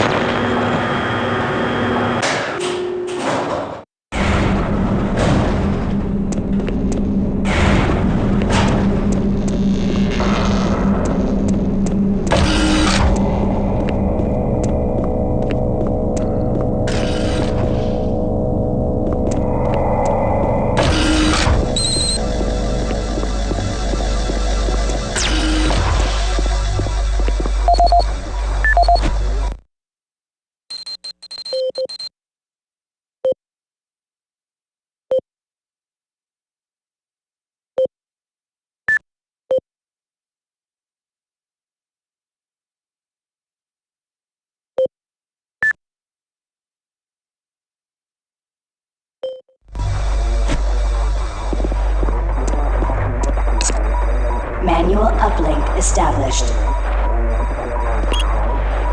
Marine, you hear me? Back off from that console. Do not call for reinforcements. We don't know what the hell is going on here, and until we do, this area remains under UAC control. Cancel that transmission. Satellite connection established.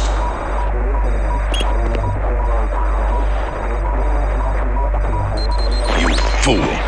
You have no idea what you just did. If the creatures get hold of those ships, who knows what could happen? You might have endangered all of Earth. I'm going to Delta to stop this. Don't get in our way. Transmission successful. Excellent work, Marine. Reinforcements will be here soon. I'll wait for you here in Delta. Get here as quickly as possible.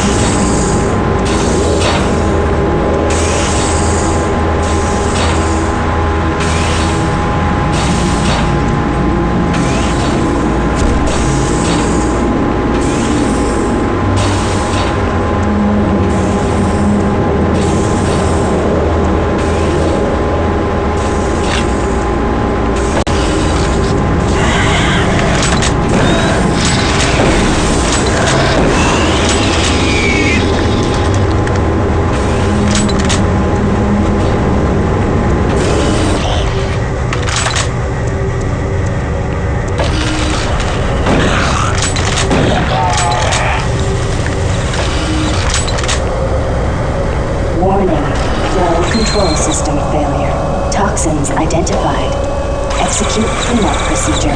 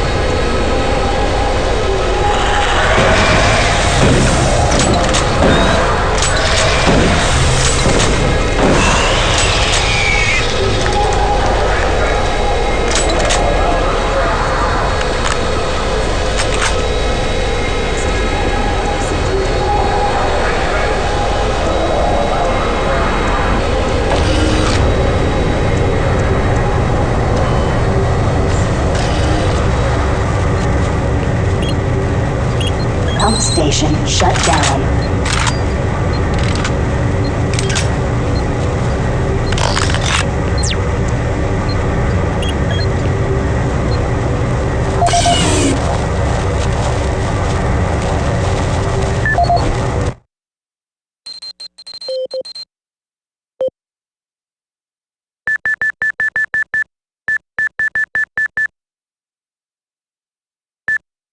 Welcome to the UAC Maintenance Department.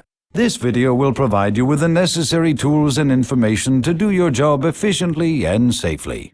A safe worker is a happy worker, and your safety is our #1 priority at UAC. Observe all signs and follow all procedures to keep you and your coworkers out of harm's way. Cleanup is one of the most important aspects of what we do in maintenance. This phase of our job keeps everyone safe, and research has shown that working in a clean and toxic-free environment has a positive benefit on overall productivity. Power generation on Mars produces 2 byproducts, steam and green goo. We vent the steam all over the base through vents, floor grates, cleverly placed pipes, and pretty much any place else. The goo is a result of the MFS process reacting with core elements in the Martian soil. It is not radioactive, but it is quite toxic. Remove all toxic spills at once. Hazmat suits are the best way to protect yourself when a spill occurs, and if you happen to come in contact with the goo, report immediately to a medical station for a scrub down. After a few days in confinement, you should be ready to report back to work. Report any rule violations to your immediate supervisor, and don't forget to read your employee handbook for additional rules and information.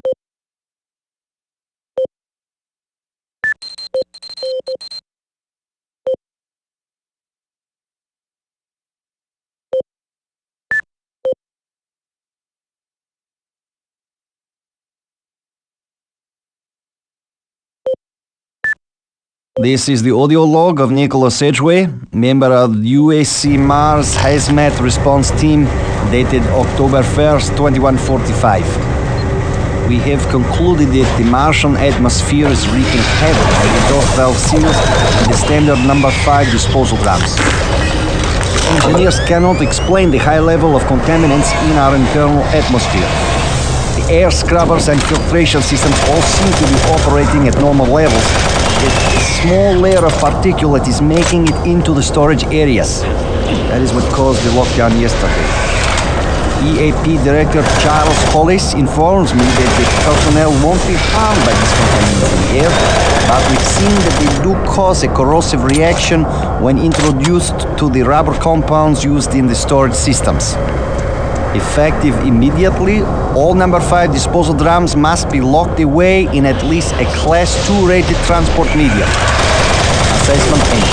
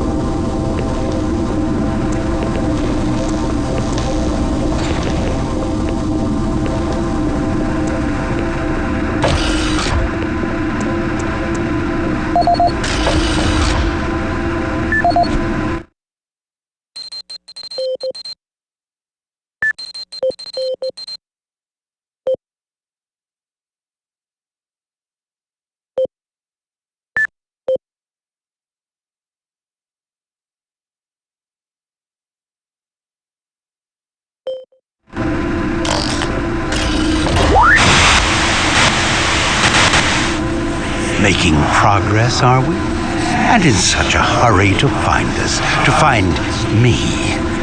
There's no need to rush. I am everywhere, and everything here is mine. We thank you for alerting the fleet, for warning them. You're such a fool. They're racing here, racing to us, and we are waiting. Waiting for them to fall into their worst nightmare. They will join my legion, and with their ships, I will bring this hell to Earth. You won't live to see it, and you will die long before you have a chance to warn them. Attention. Initiating pump station 1B.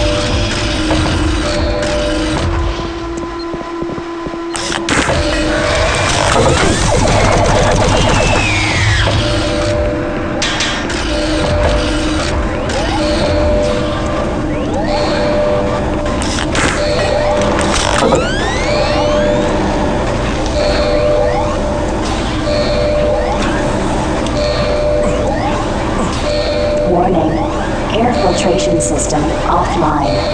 Toxicity level increasing. There's nothing left for you but a slow death as your lungs fill with toxic gases.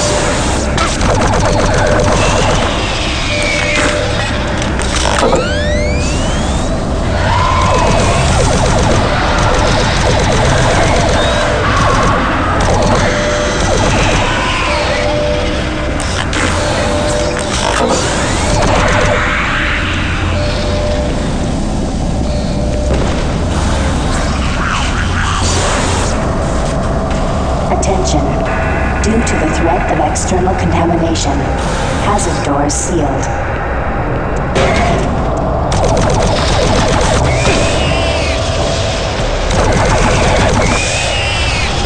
Attention. Due to the threat of external contamination, hazard doors sealed. You will never escape me. Your soul will be mine.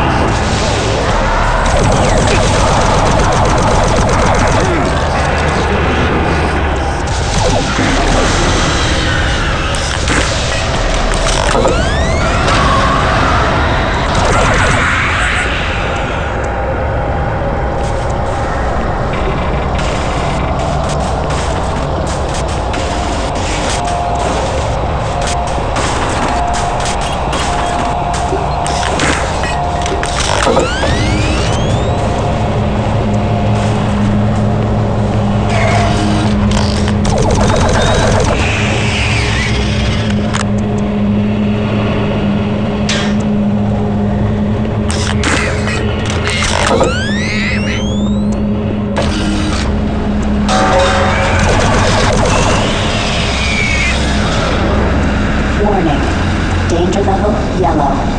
Unsafe toxicity level detected.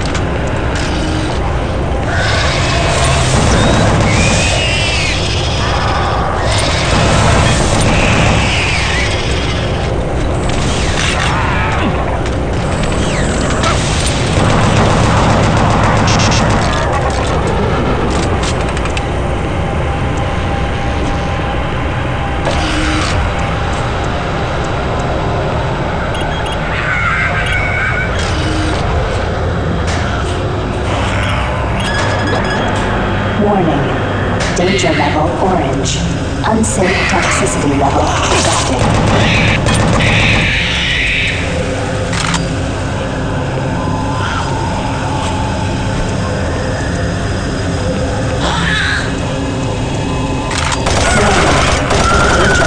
Orange. Unsafe toxicity level detected.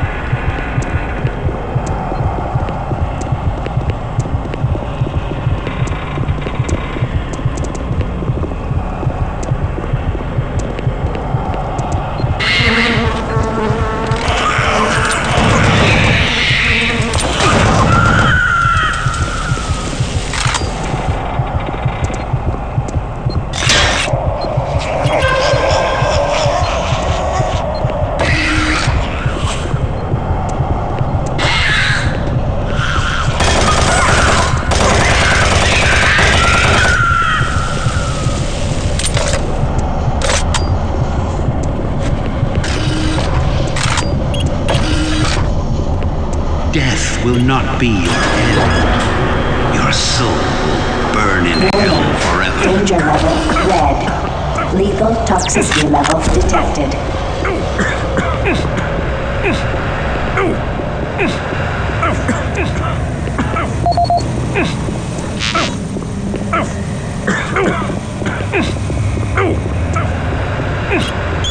Air Scrubber 1 of 3 activated. Air Scrubber 2 of 3 activated. Attention, air filtration system online. Toxicity level decreasing.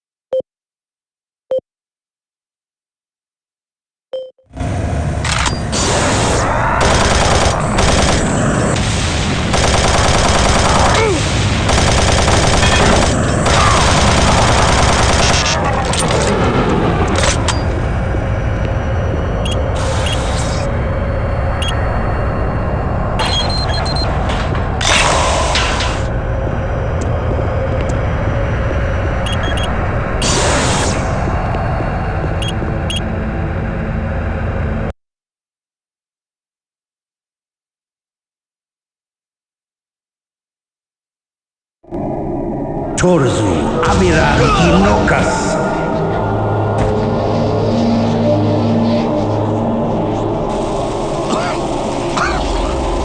Rise, rise, quas mir Yalopan. There is no death for you.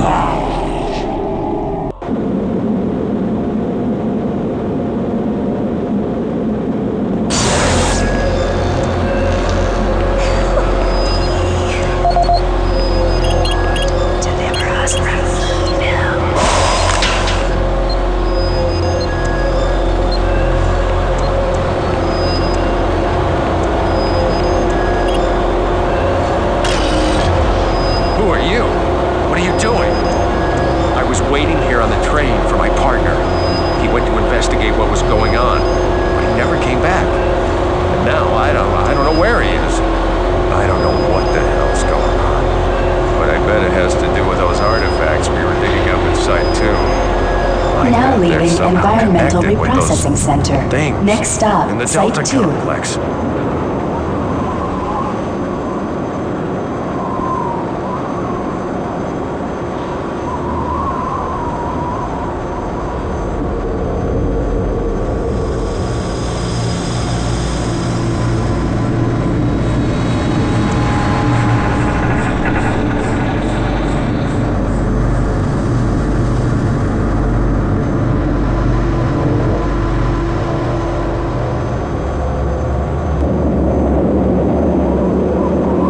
Remember, safety first.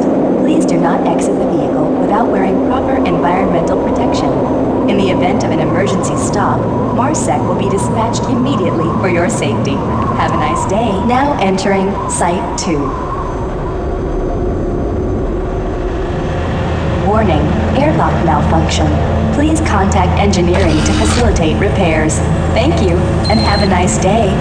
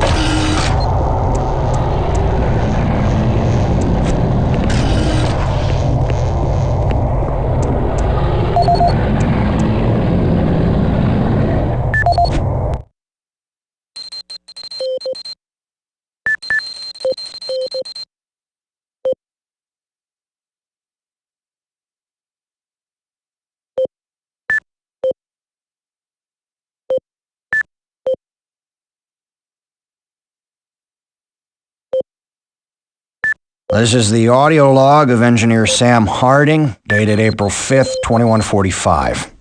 I have just completed repairs on the magnetic locks and have significantly reprogrammed the pressure sensors on the monorail systems. My fellow engineers and I are confident that the accident of last week will never happen again. The accident should never have happened in the first place.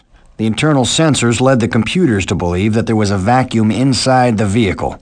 Unfortunately, the computer decided that the only way to fix this pressure discrepancy was to open all doors in an attempt to equalize pressure with the outside. In going over 15,000 lines of code today, I can see no reason for this tragic event to have occurred. But somehow, the logs show the discrepancy is clear as day. Honestly, this looks to me like another case of a solid system going to hell in a handbasket. Confident that the layers of protection I added to the code today will prevent any such occurrences from happening again. I'm off to meet engineer Jim Torben at the access doors to the Delta Complex platform to try and troubleshoot a faulty track sensor that's been causing the door to stick.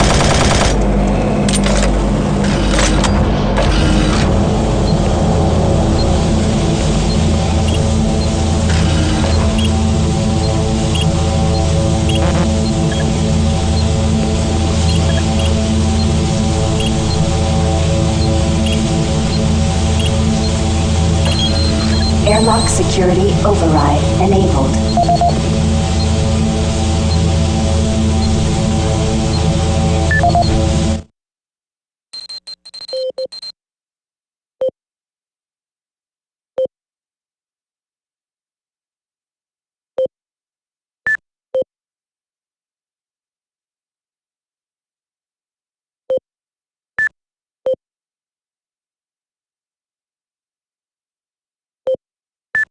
This is the audio log of Charles Hollis, EAP Director, dated September 5th, 2145. In order to conserve current life support resources, effective October 1st, 2145, the Council has made a decision that all environment processors be brought offline in the general area of Site 2. Tomorrow, I will be sending out emails to all team leaders asking for an update on their asset relocation program to Site 3. We feel that we have unearthed enough usable material as it pertains to the project from Site 2, and choose to now devote resources in the exploration of Site 3. End log recording.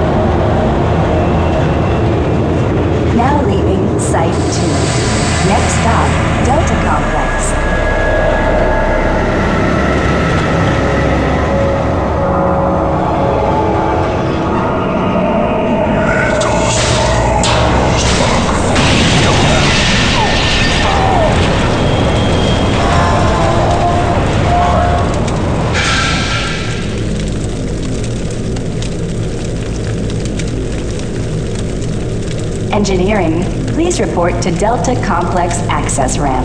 Track sensor failure detected.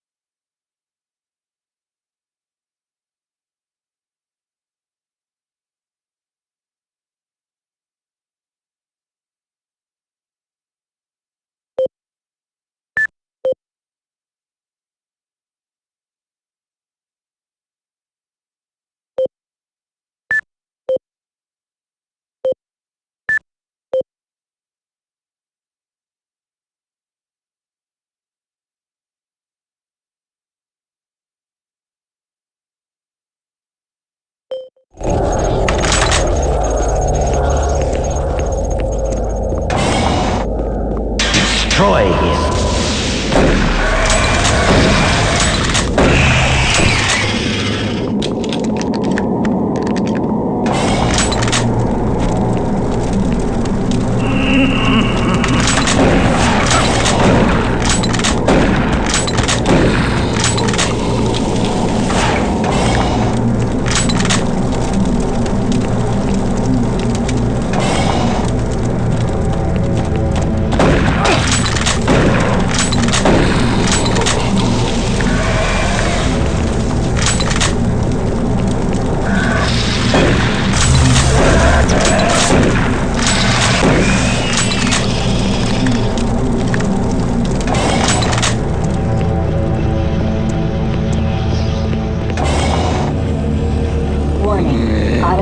turret guns online.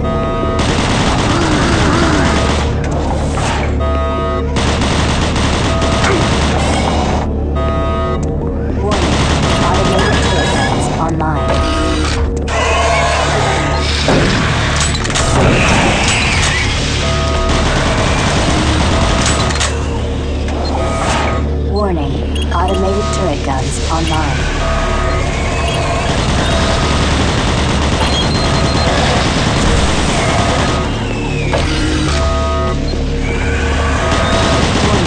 Automated turret guns online.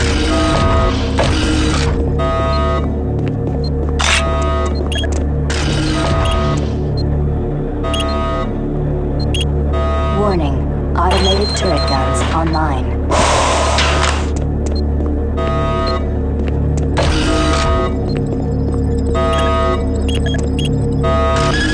Attention, automated turret guns offline.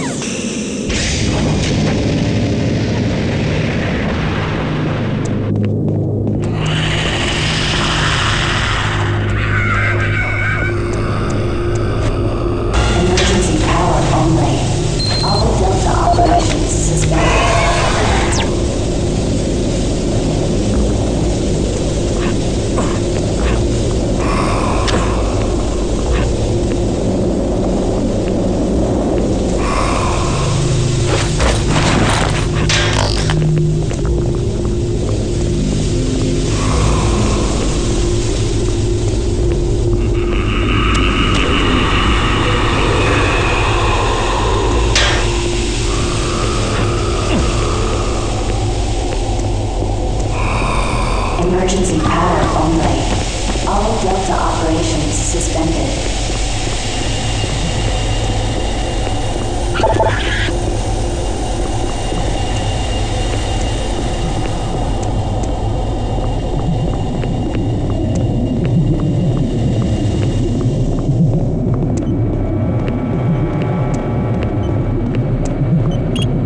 Systems down.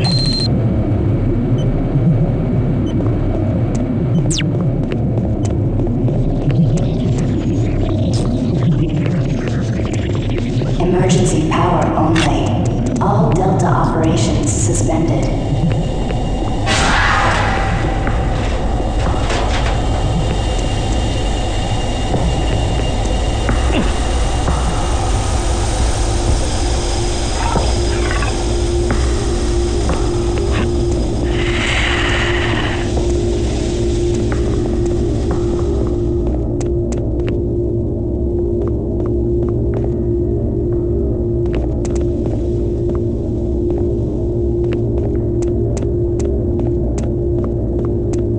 Emergency power only. All Delta operations suspended.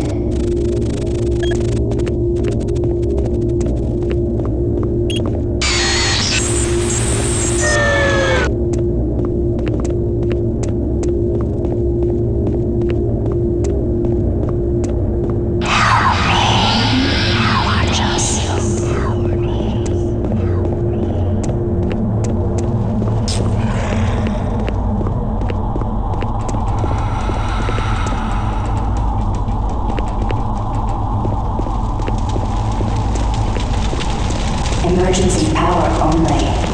All Delta operations suspended.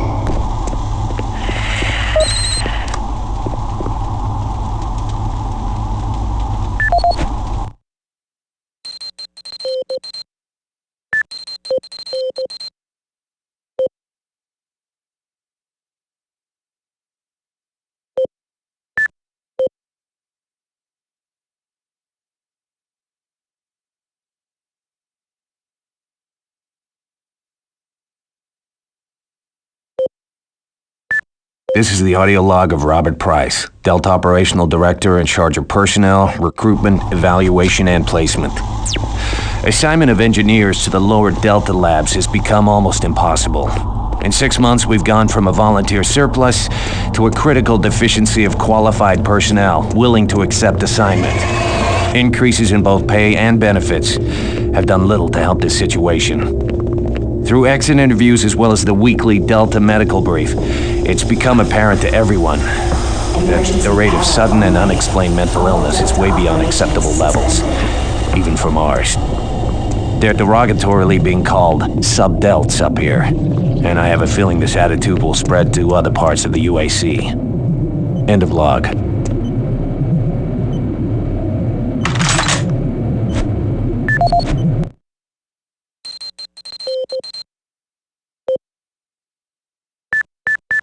This is the audio log of Robert Price, Delta Operational Director in charge of personnel, recruitment, evaluation, and placement. Disciplinary Action Report 40C-8, responding to Mars City Administration request. Delta Labs 1 is currently addressing a problem concerning theft of security equipment. 4 members of the security detail assigned to the Delta Labs have been reprimanded with 3 others under investigation. It seems caches of weapons, armor, and ammo have been discovered in various places throughout the Delta Labs. We've located some of the missing equipment and have information that we hope will lead us to more. I have a team investigating storage room 21D with security code 298, where I've learned stolen items may be located. I hope to recover all items and find all personnel responsible. End of log.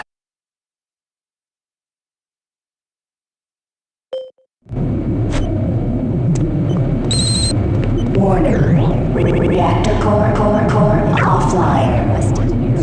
Follow safety procedure. Orange.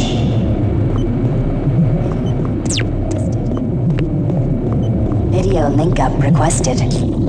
Connection established. Marine, this is Kelly. If you're watching this, you're tougher than I thought. I guess things aren't always what they seem. Plans have changed. Delta Complex 1's been compromised. You're not safe there. I'm moving to Secure Service Terminal 1. It's not far from your position. We'll meet there.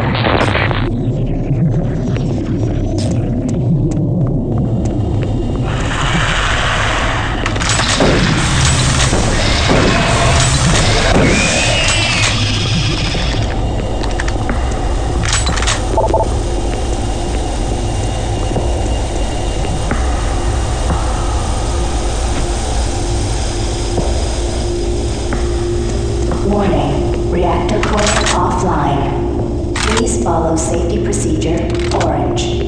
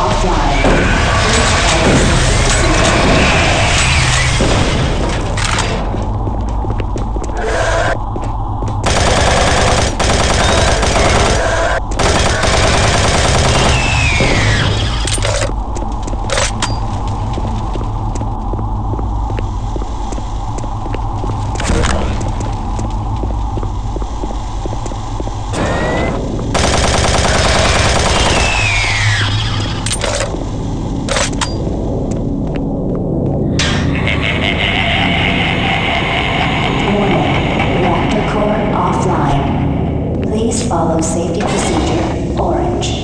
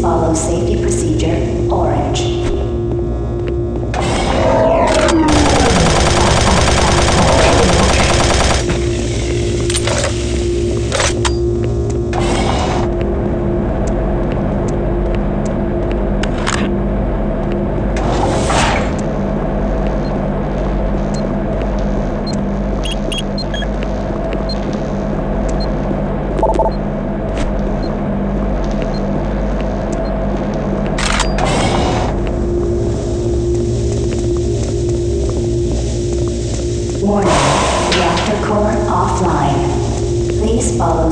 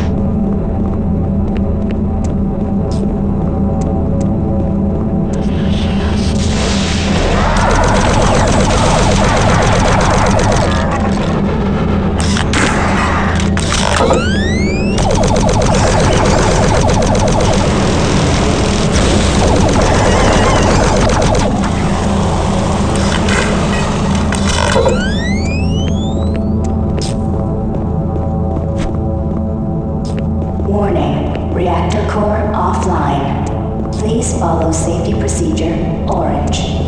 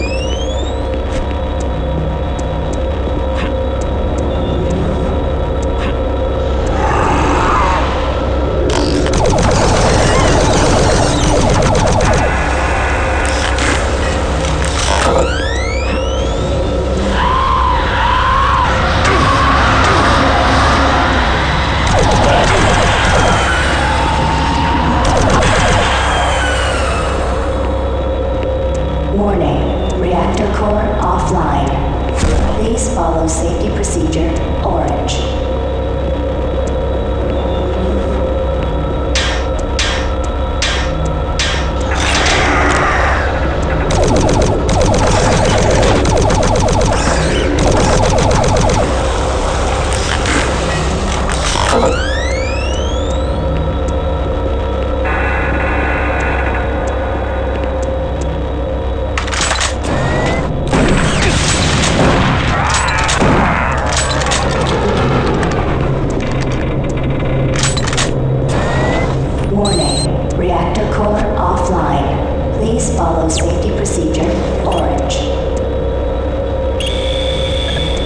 Attention, reactor core online.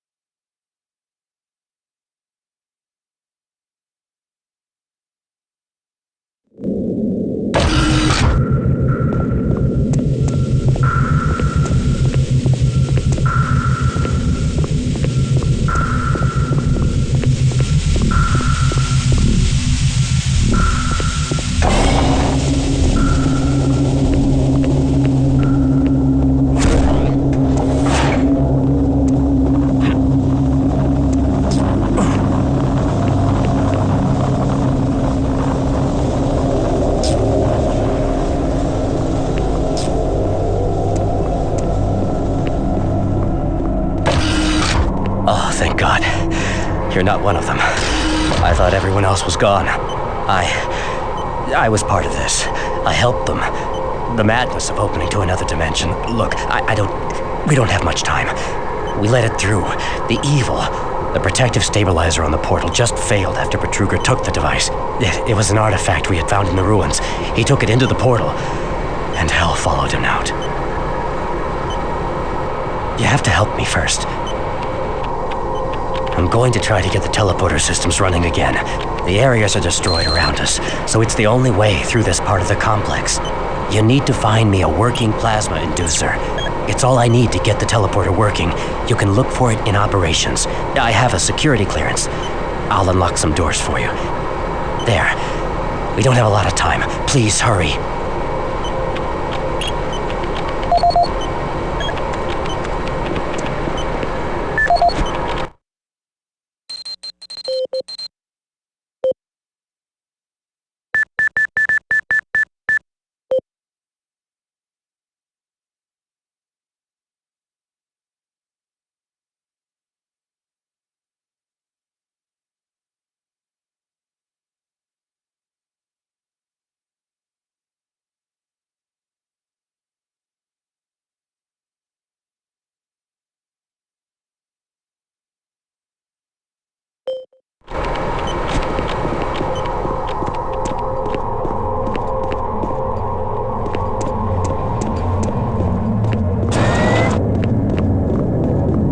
Decontamination process started. Decontamination complete. Have a nice day.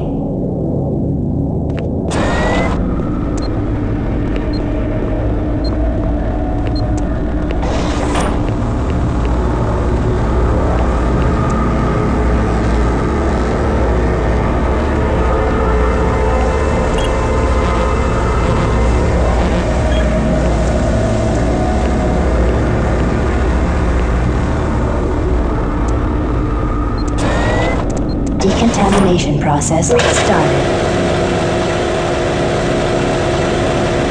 Decontamination complete. Have a nice day.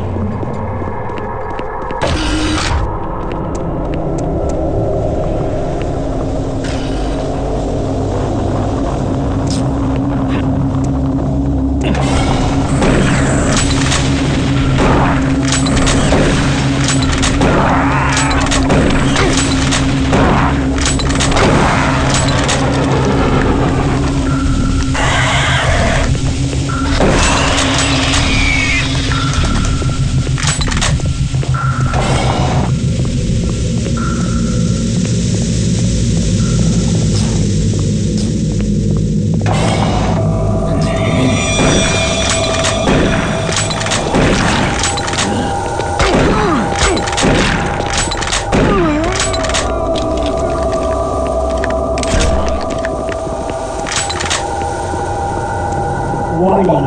Halon systems active. Access denied.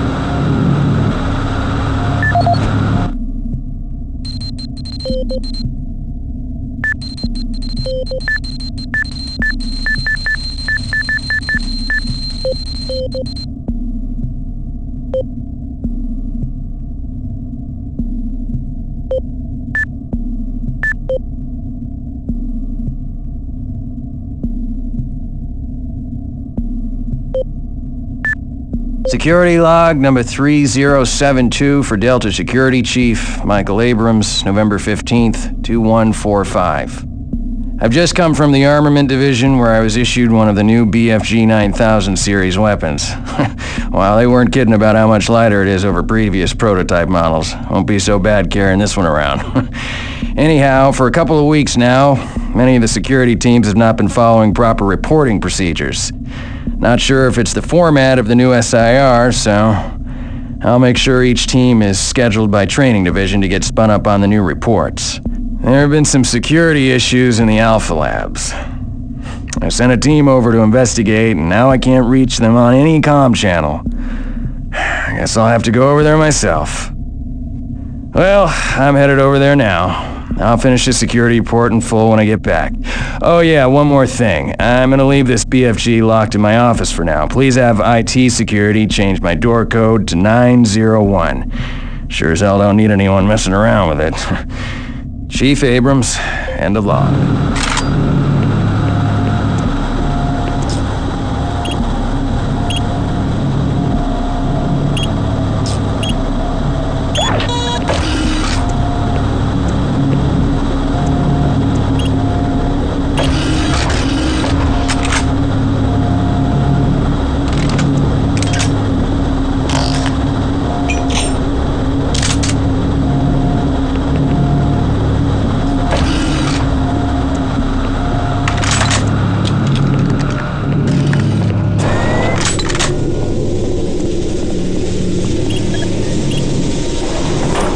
Systems deactivated.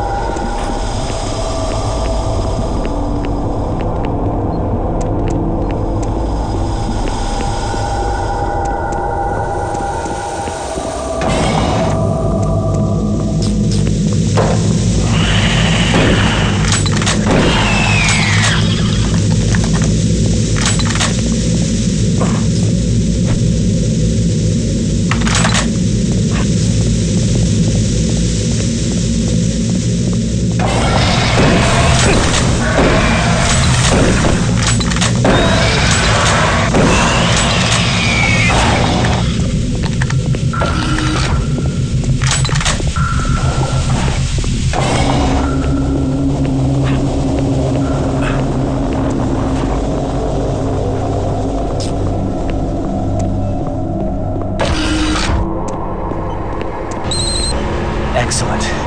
That will get the teleporter working again. Now you don't have much time. You're going to need to teleport across the containment chamber. It's the only way through this part of the complex. Head into the chamber and initiate the sequence on the machine. I'll take care of the rest. I'm not going with you. Good luck. But before you go, I want you to take something. It's a journal I made about the experiments. Those things.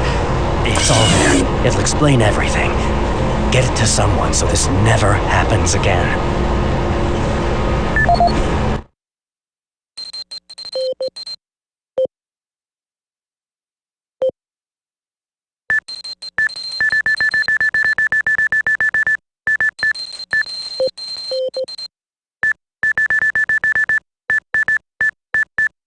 My name is Ian McCormick, and I am a research specialist stationed on Mars, working for the UAC. My primary job is, or rather was, to assist Dr. Malcolm Betruger in a variety of experiments, though for the past year we've been focusing almost exclusively on teleportation. I don't know if I'll make it out of here alive, so I'm recording this video log to let someone know what happened, and with that knowledge, prevent it from happening again. Initially, the teleportation experiments were amazing. We were creating a new science, and the prospects of it changing our way of life were, well, they were outstanding. I was proud to be associated with such an amazing project and someone as talented as Dr. Betruger. We noticed early on, probably before we had completed maybe a dozen successful tests, that there was a variable delay during the teleportation. The objects are broken down at the quantum level, transported and then reassembled.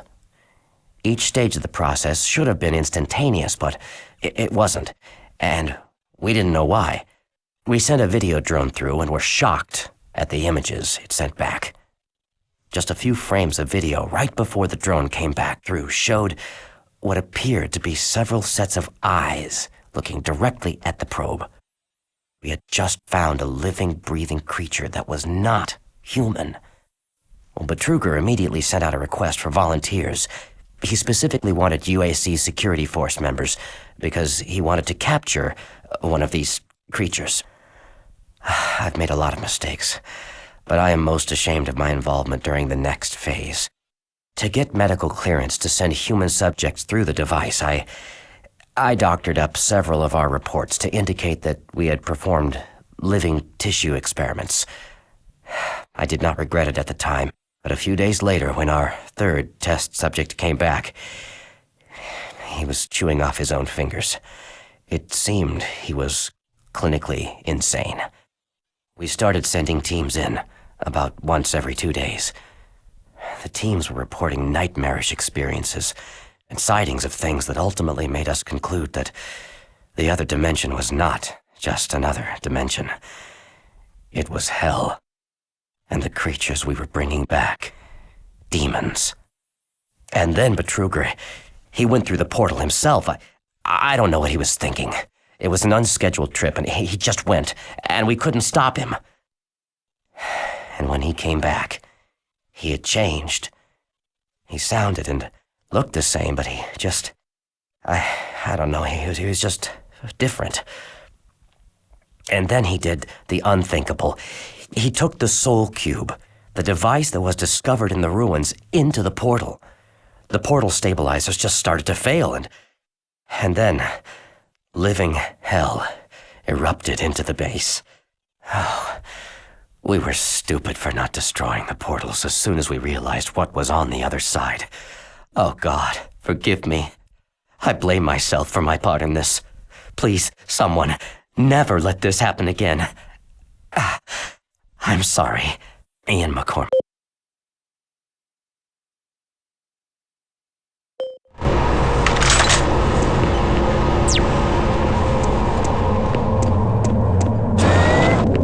Decontamination process started. Decontamination complete. Have a nice day.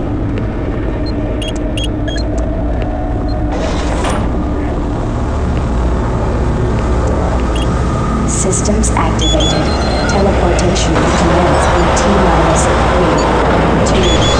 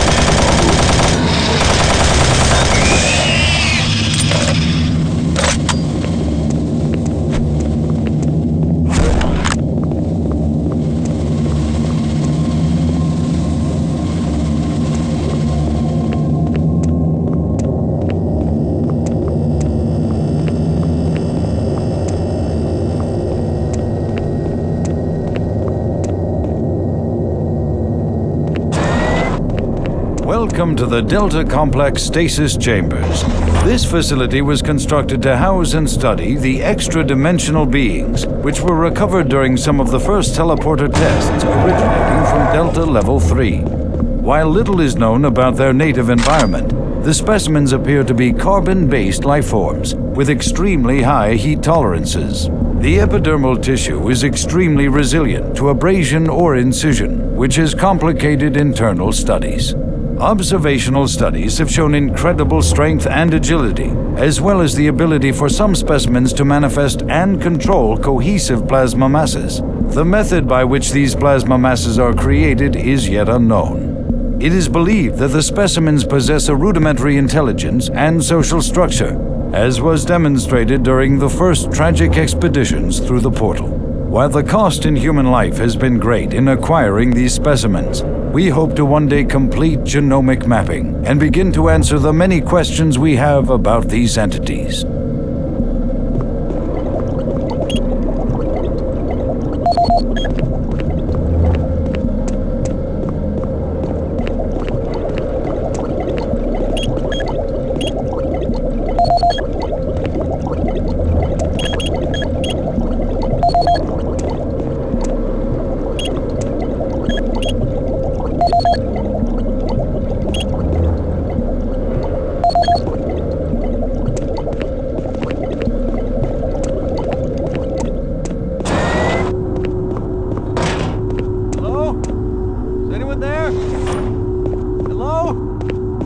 Someone up there? Please unlock the service hatch.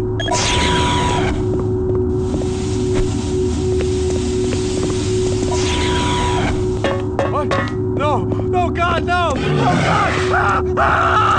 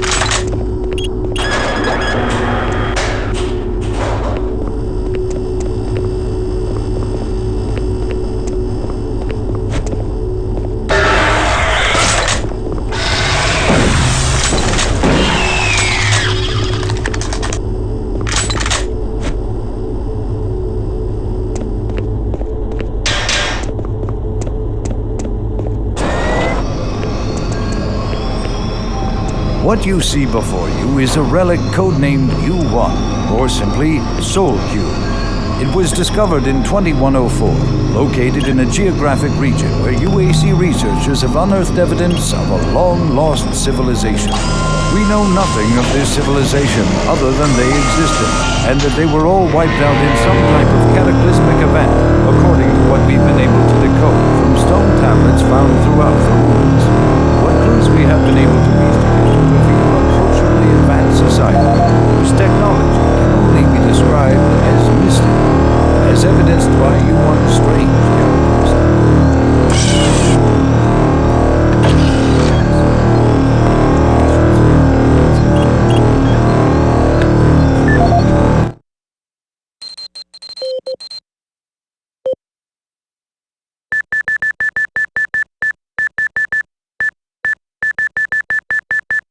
What you see before you is a relic codenamed U1, or simply Soul Cube. It was discovered in 2104, located in a geographic region where UAC researchers have unearthed evidence of a long-lost civilization. We know nothing of this civilization other than they existed, and that they were all wiped out in some type of cataclysmic event, according to what we've been able to decode from stone tablets found throughout the ruins. What clues we have been able to piece together reveal a culturally advanced society whose technology can only be described as mystic, as evidenced by U1's strange characteristics. Efforts to further examine U1 have been futile. Mass spectrometer and radiation scanning methods have failed to provide reliable identification of the molecular makeup of this artifact. The object cannot be weighed, and in all tests we've been unable to determine its mass. All attempts to physically manipulate or open the artifact have been met with no success. We also have had no success in deciphering the symbols adorning U1. What we do know is that the thermographic readings are constant, unwavering temperature of 98.8 degrees Fahrenheit. Our research continues, and we hope that with continued investment and research, we can, one day soon, learn to exploit the technologies that make up U1.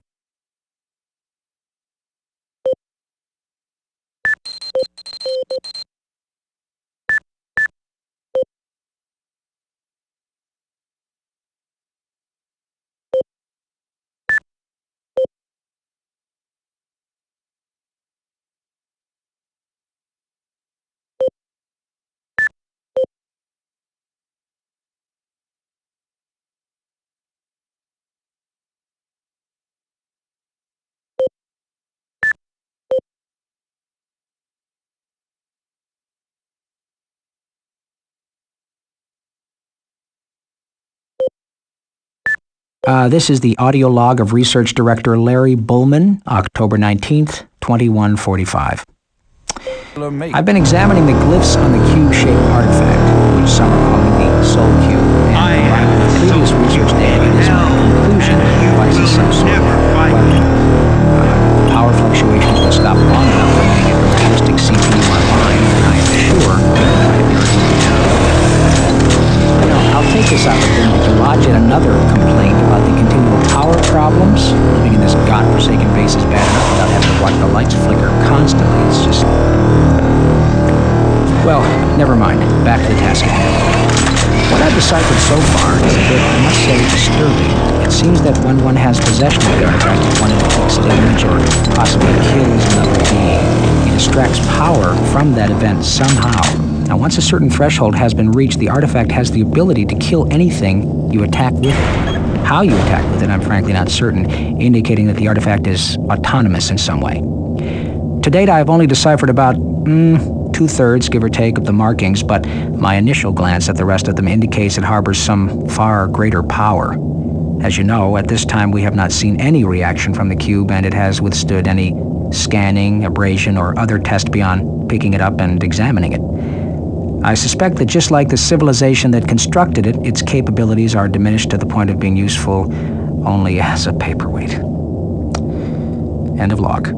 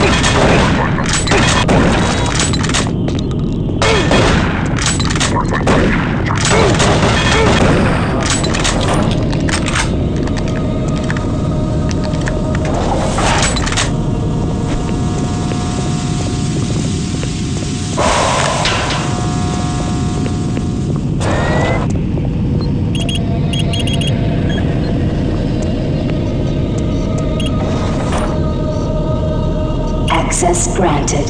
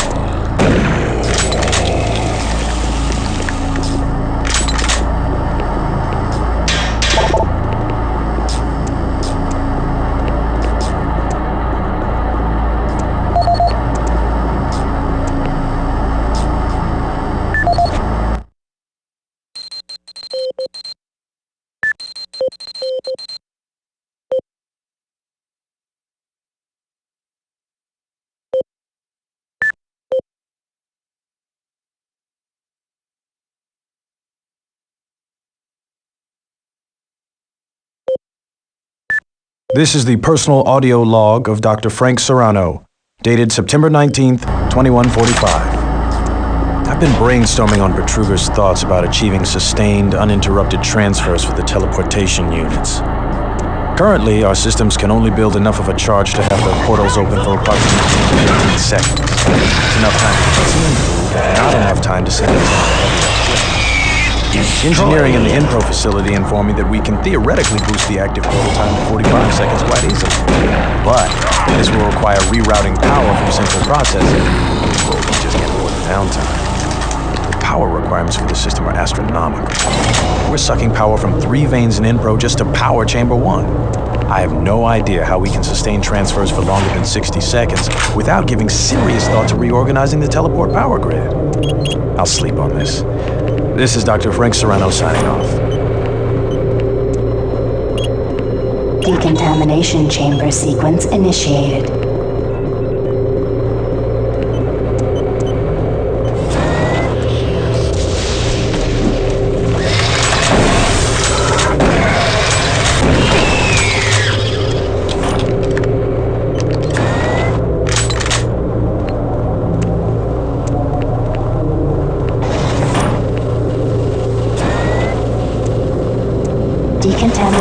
process started. Decontamination complete. Have a nice day.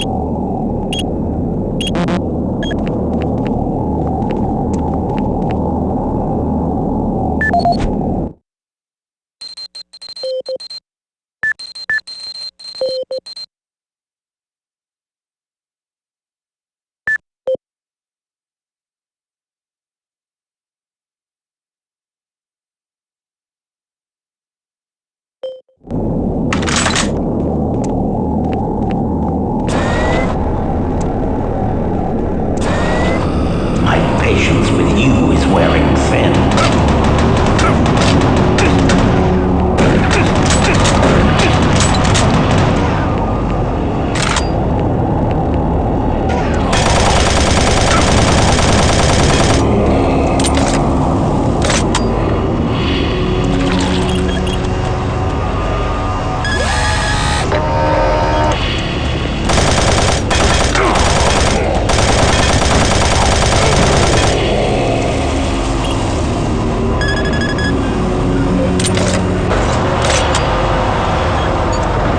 Please select teleport destination. Pad 1 selected.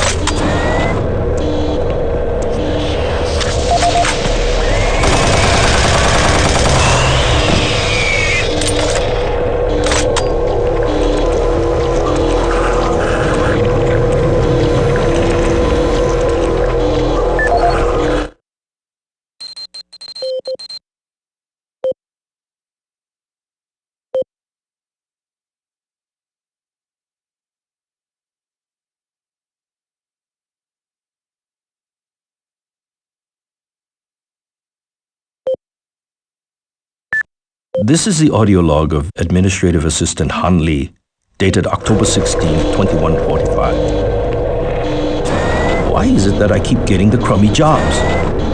Armor Corps 1st Platoon and 1st Science Team were completely wiped out this morning on their second excursion. And I am the one charged with writing up the reports and sending this information back to Earth and next of kin. So here I am. First cup of coffee for the day. 5 hours of sleep the night before, no shower, and I have 20 dead bodies to fill out paperwork on. I haven't seen the actual corpses, but word coming down from the grapevine says that it looks like they have been hacked up pretty good. This has everyone on the base spooked. Betruger is nowhere to be found, and there are a lot of questions being asked with no answers from anyone. Last I heard, they were suiting up the next outfit with the new BFGs. Sounds like they weren't taking any chances on this next trip with them packing that kind of firepower.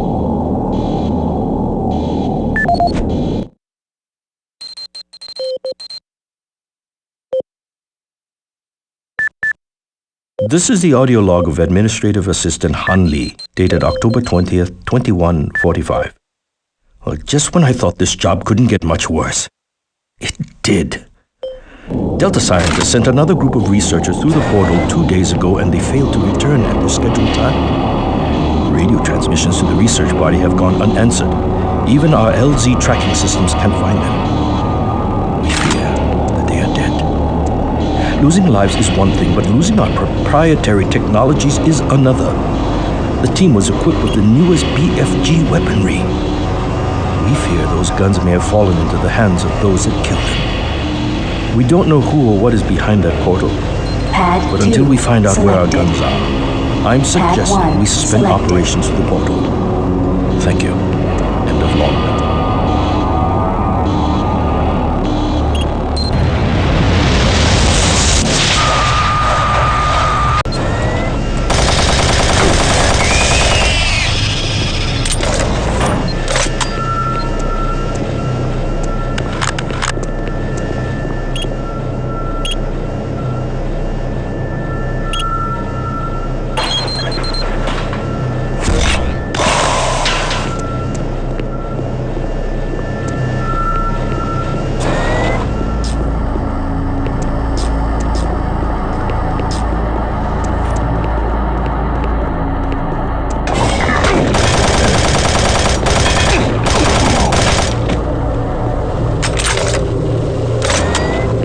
Decontamination process started.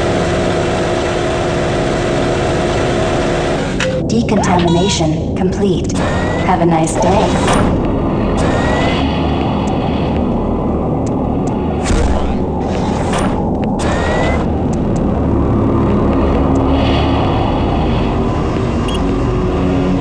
Pad 2 selected.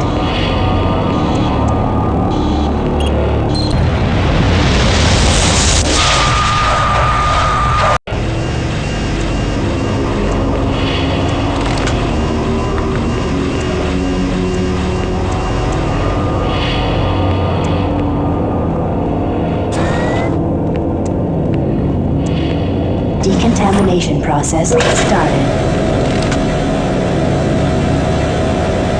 Decontamination complete. Have a nice day.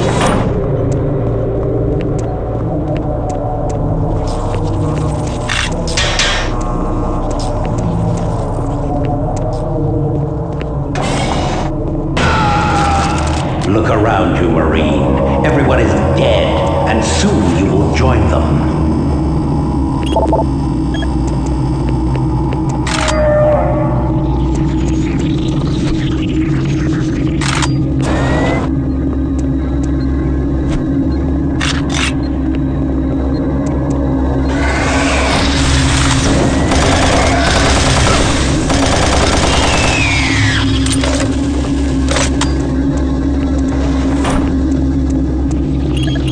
Access granted.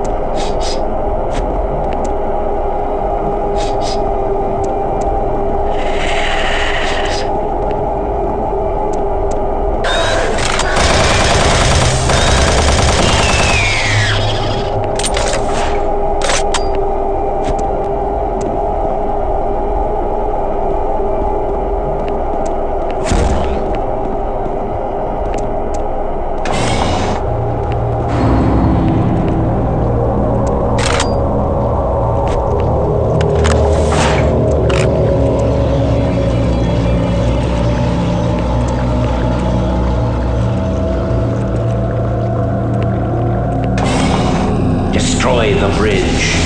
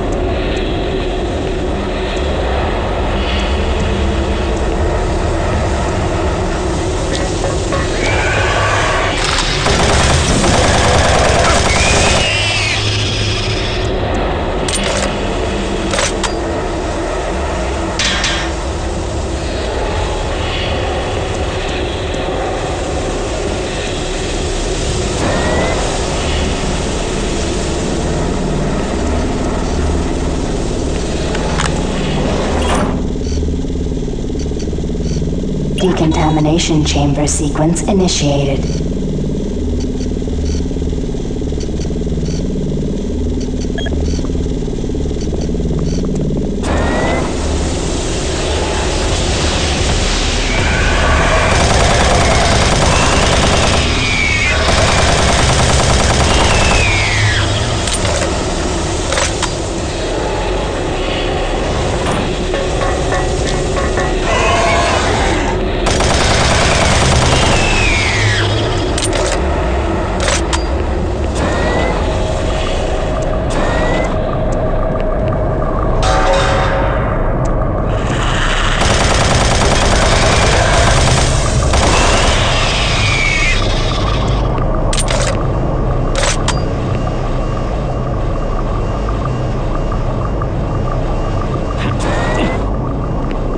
Decontamination process started. Primary system failure. System shutdown. Backup systems online. Stop him! Maintenance personnel needed in chamber. Hurry.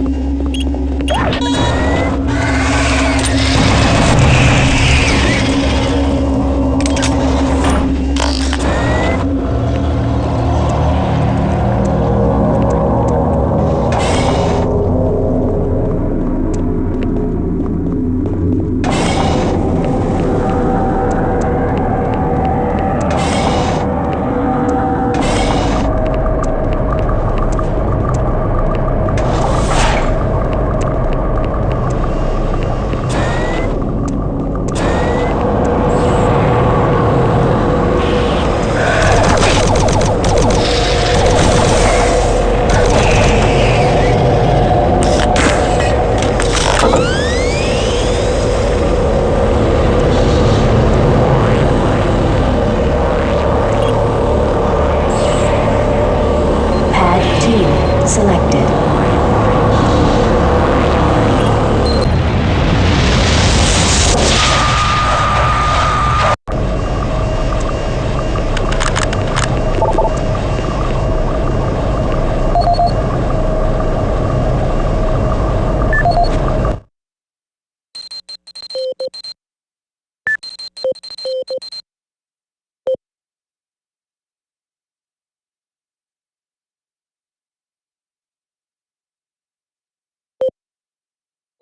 This is the audio log of Dr. Martin Schultz, dated August 7, 2145. We need to amend the operating procedures to ensure that all target teleport markers are properly set and locked before engaging the systems.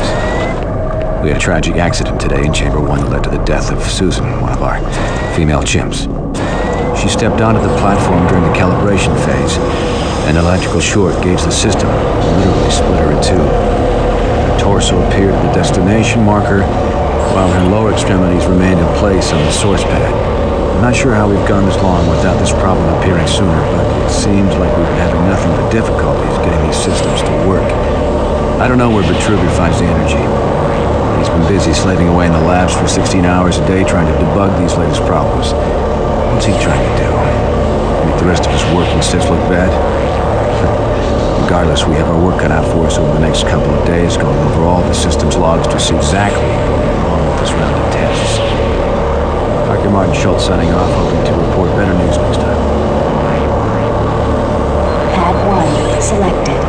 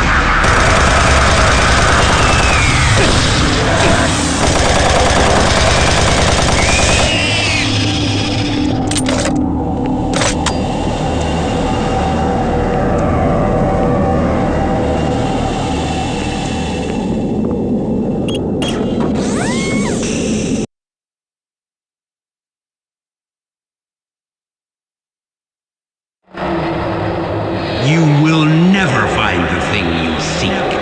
It is trapped in hell forever.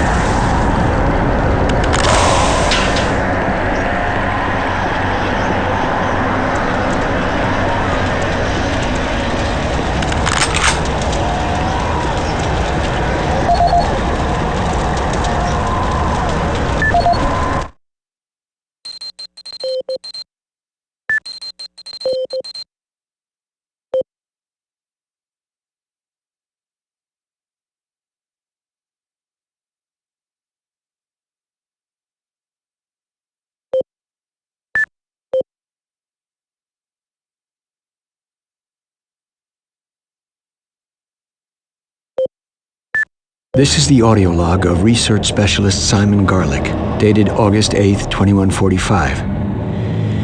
It seems that I have misplaced the rest of the science team. I don't know how it happened. This place, well, I don't know what this place has done with them. One moment there, I'm taking samples, and the next thing I know, I turn around and everyone is gone. There 1 second, turn around, and they're gone. I can't raise anyone on the comm links, and the only signs of the team I can find are tools and other personal effects that seem to have been left behind. Almost as if they had stopped working midway through running experiments. This place does funny things with your eyes and your perception of time. Hopefully, they just went into the next sector and are waiting for me to catch up. I'm going off to find them now. This is Simon Garlick, signing off. This is the audio log of research specialist Simon Garlick, dated August 10th, 2145. It's been 2 days now since I've seen any other team members. I don't know how I've survived this long, how I got away. They were just, torn apart.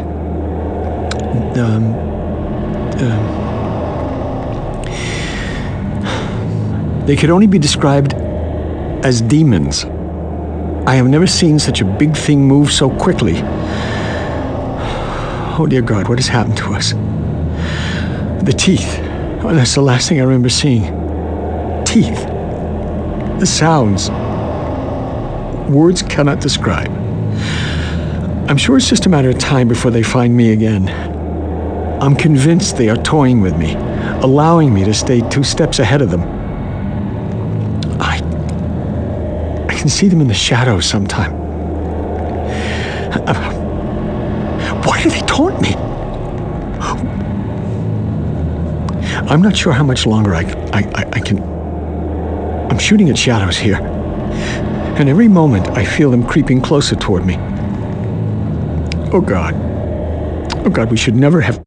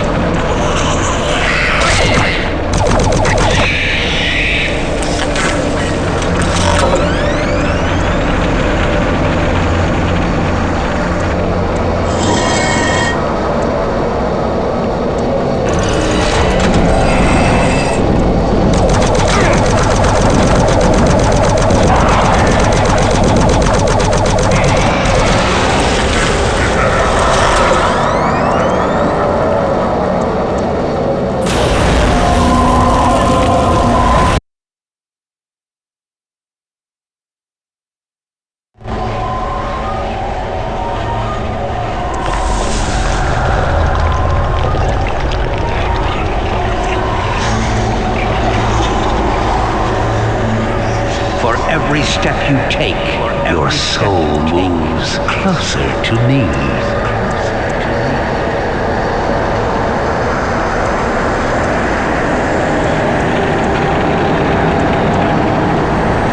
Suffering and pain waits for you.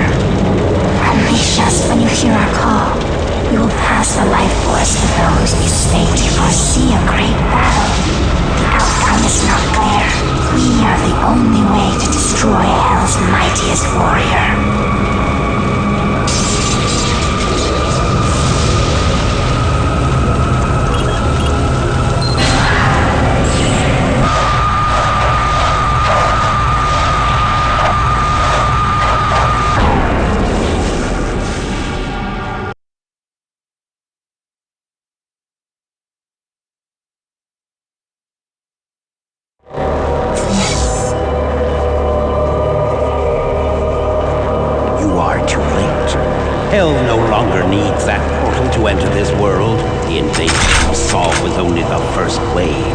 The Hell Gate is capable of sending millions of my children into your world. Soon, the fleet from Earth will be here, and with their ships, we will bring this hell to Earth.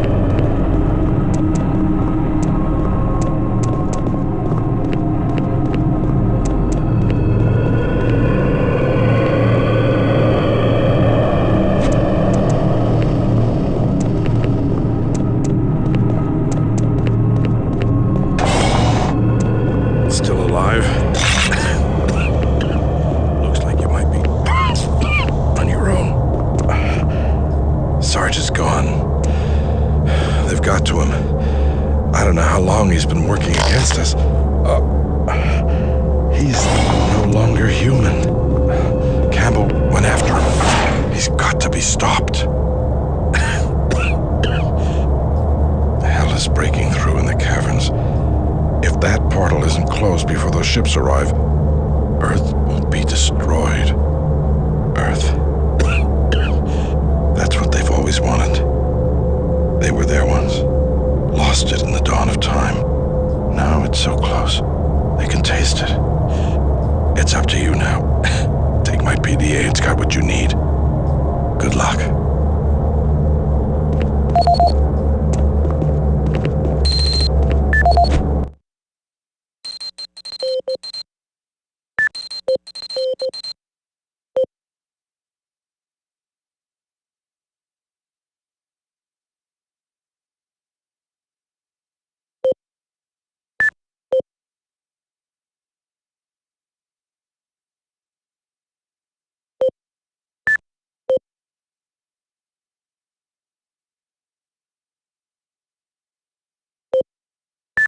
This is the audio log of Counselor Elliot Swann, dated November 15th, 2145. This entire research facility is in chaos. There's at least a 90% death rate among civilian personnel.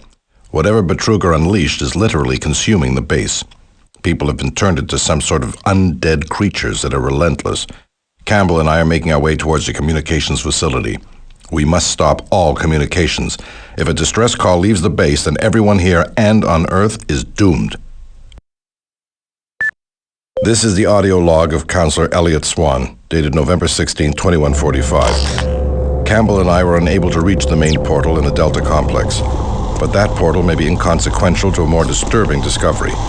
We have uncovered reference to another portal, created by the demons themselves, a passageway between Hell and Mars. We suspect it resides within the caverns somewhere near the archaeological dig. The fleet is on its way. Campbell and I will attempt to move there and somehow either shut it down or destroy it. That hellhole must be closed before the fleet arrives. Suffering and pain waits for me.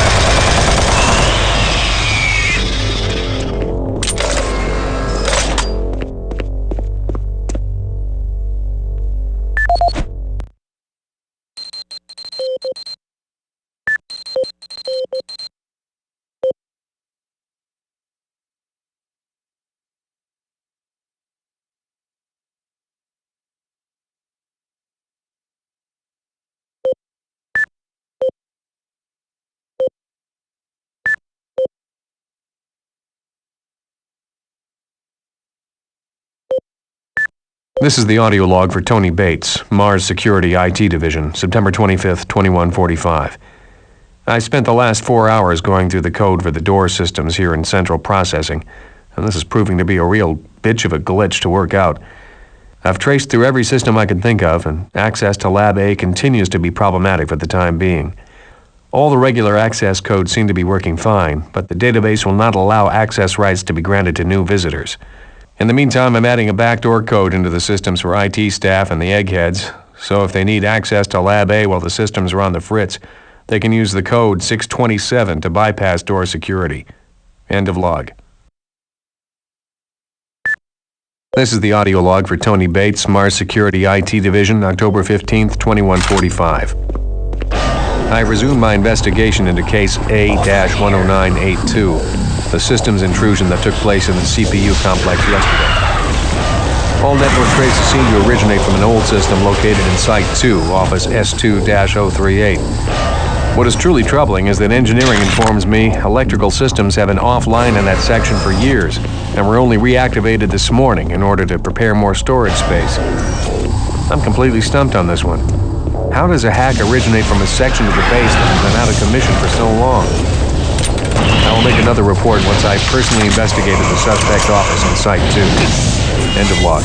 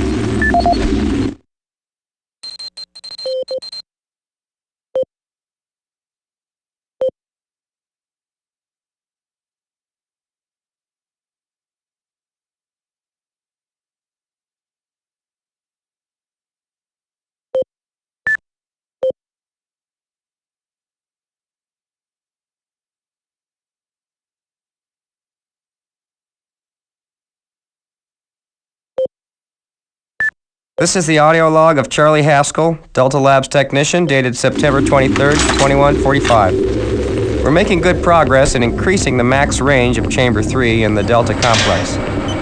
We've been crunching numbers all night and feel that with a few slight modifications, we should be able to boost output to cover all of Delta. The latest schedule changes are wreaking havoc on our current systems, and it's not uncommon to see system utilization at 99% for days at a time. We understand that Lab A has finally received the NREC 6809 systems. Please consider this a formal request for a block of 2 hours to run our...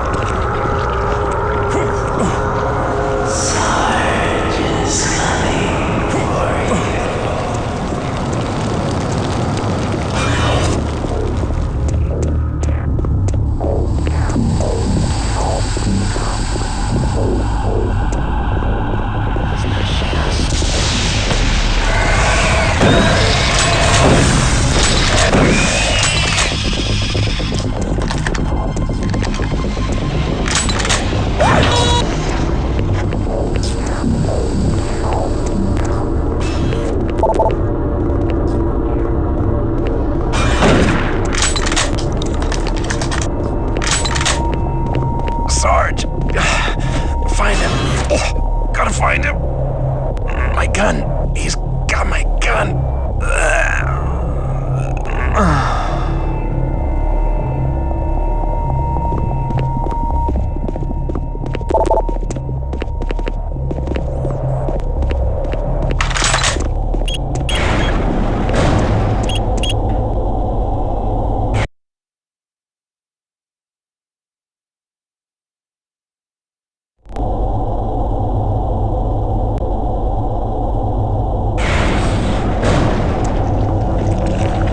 I killed that pathetic bodyguard.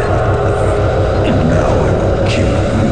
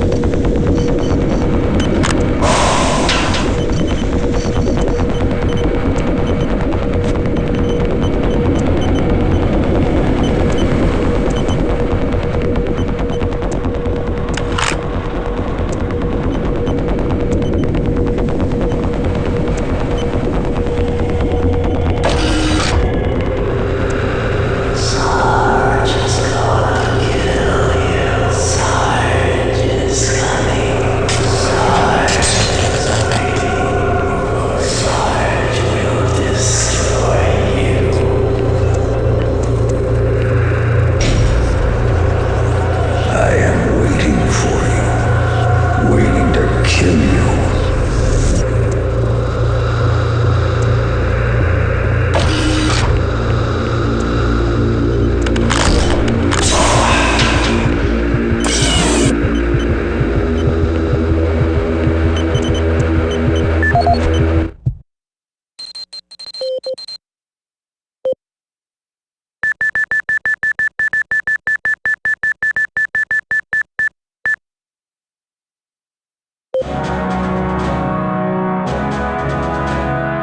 Representing the pinnacle of UAC research and design, the BFG 9000 is the most advanced firearm ever designed. Fully self-contained and deployed as a handheld platform, it is capable of an excessive amount of firepower. The BFG 9000 contains sophisticated friend or foe technology that discriminates targets in real time. Each projectile contains a small but very powerful computer core that actively maintains targeting and delivers a stream charge down each beam to soften targets before detonation. The detonation stage of the projectile is devastating. Targets within 15 meters of the flashpoint are not likely to survive. While not recommended for small quarter combat, the BFG 9000 is ideal in the field and against multiple targets. The only foreseeable defense is small arms ballistics. If the projectile is destroyed before exploding, the computer core cannot process the final fusion reaction, resulting in a less than optimal detonation. For more information, contact the UAC's Advanced Weapons Department.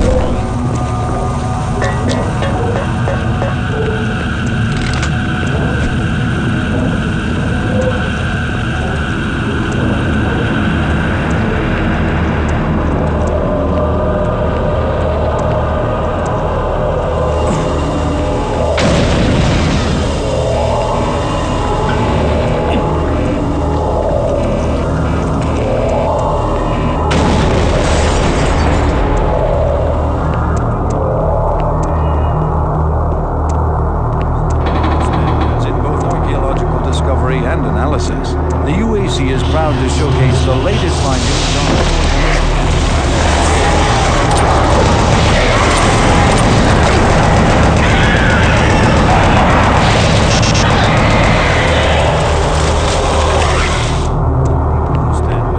archaeological discovery and analysis. The UAC is proud to showcase the latest findings on 4 unique and fascinating artifacts. These tablets were originally discovered in the dig site under what has become known as Site 3. Subsequent examination of the surrounding area and carbon dating of the tablets brought UAC researchers to the conclusion that the tablets belonged to a civilization that existed millennia ago and were placed in a holy burial ground of some sort. Utilizing the best minds in linguistics and UAC proprietary pattern recognition software, the tablets were exhaustively examined. What we found was fantastic. The first tablet provided us with a wealth of scientific data, specifically detailing the mathematical concepts behind teleportation. UAC researchers use this information as the cornerstone for building the Delta teleportation devices.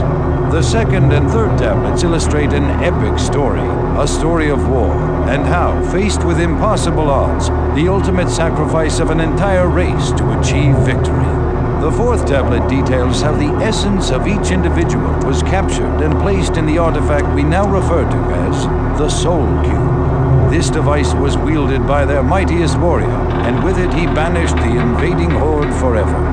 Our researchers are still analyzing a recently found hidden section of the fourth stone and some related fragments. It goes into detail on the invading force and indicates the remaining survivors may have teleported somewhere, where we do not know, although it seems to reference a map we have yet to locate. To date, there remains no evidence of any type of invasion at any of the sites. Our assumption is that time has removed all but what we now see, setting new standards in both archaeological discovery and analysis. The UAC is proud to showcase the latest findings on 4 unique and fascinating artifacts. These tablets were originally discovered in the dig site under what has become known as Site 3.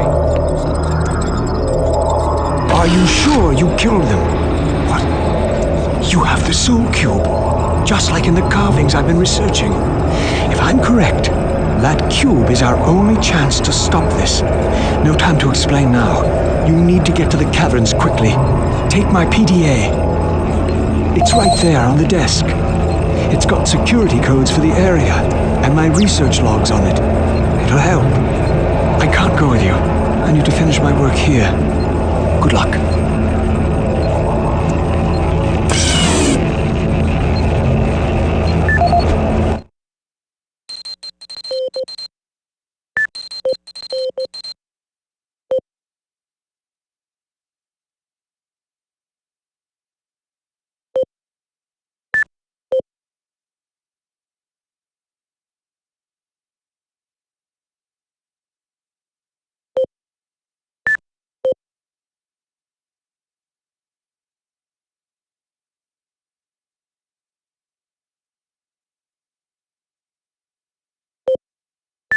This is the audio log of Dr. Pierce Rogers.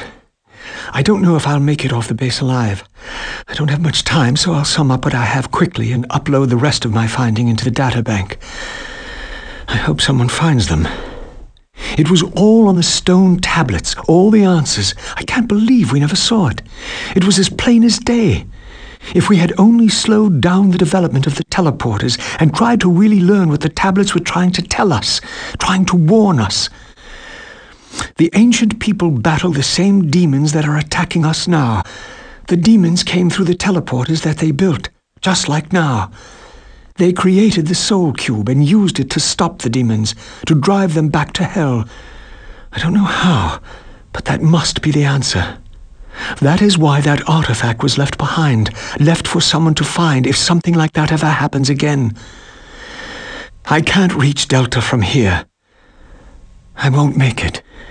I truly hope and pray someone finds the Soul Cube, and it helps.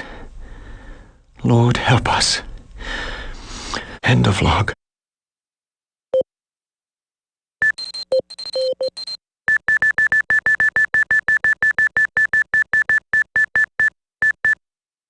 This is Dr. Pierce Rogers, lead archaeologist currently stationed on Mars. As the preliminary reports have suggested, we have made some amazing discoveries here on Mars. Life on Mars has long been theorized, but we never imagined anything like this. The initial chamber was discovered in 2115. It leads into what is now known as Site 1.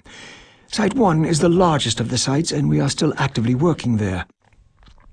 It is made up of a series of chambers and connecting tunnels, all of which are covered in glyphs and symbols. Using the UAC pattern processor, we have finally been able to understand some of the glyphs, and from them, here is what we have learned. The ancient people looked like us, at least to the extent that they were bipedal and were similar in shape and size. Their level of technology was astounding. For instance, the glyphs at each site were carved into the rock by some sort of machine, and each one is precisely cut from the stone. It far exceeds the precision of anything we can do. They had a social structure that seemed very aristocratic, with a lot of emphasis on social stature and structure. Site 2 is a much smaller set of chambers, mostly containing burial sites, temples, and various amounts of individual artifacts. This site has been photographed and cleared out, and all material is back on Earth for study and review. Site 3 produced our prize artifact, what we call the Soul Cube. If you have read or seen the other material, you probably know that this once grand civilization was attacked by some unknown force. And if we can believe what is written in stone, they sacrificed most of their society to drive the invaders back. There are additional reports filed on the Soul Cube with Central Administration. We also recovered several other device-type artifacts. They are not as ornate as the Soul Cube, but each appears unique. We are still learning how to interpret all of the glyphs, and hopefully, once we have that completed, the science teams can provide more detailed information on their technology. These are truly unique and special times for archaeologists. The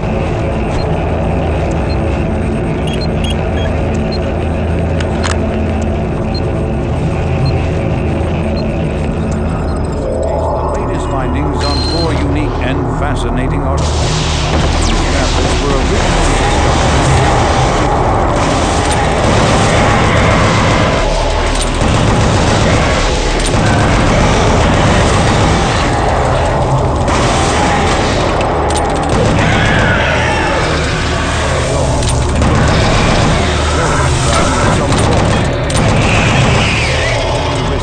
and UAC proprietary pattern recognition.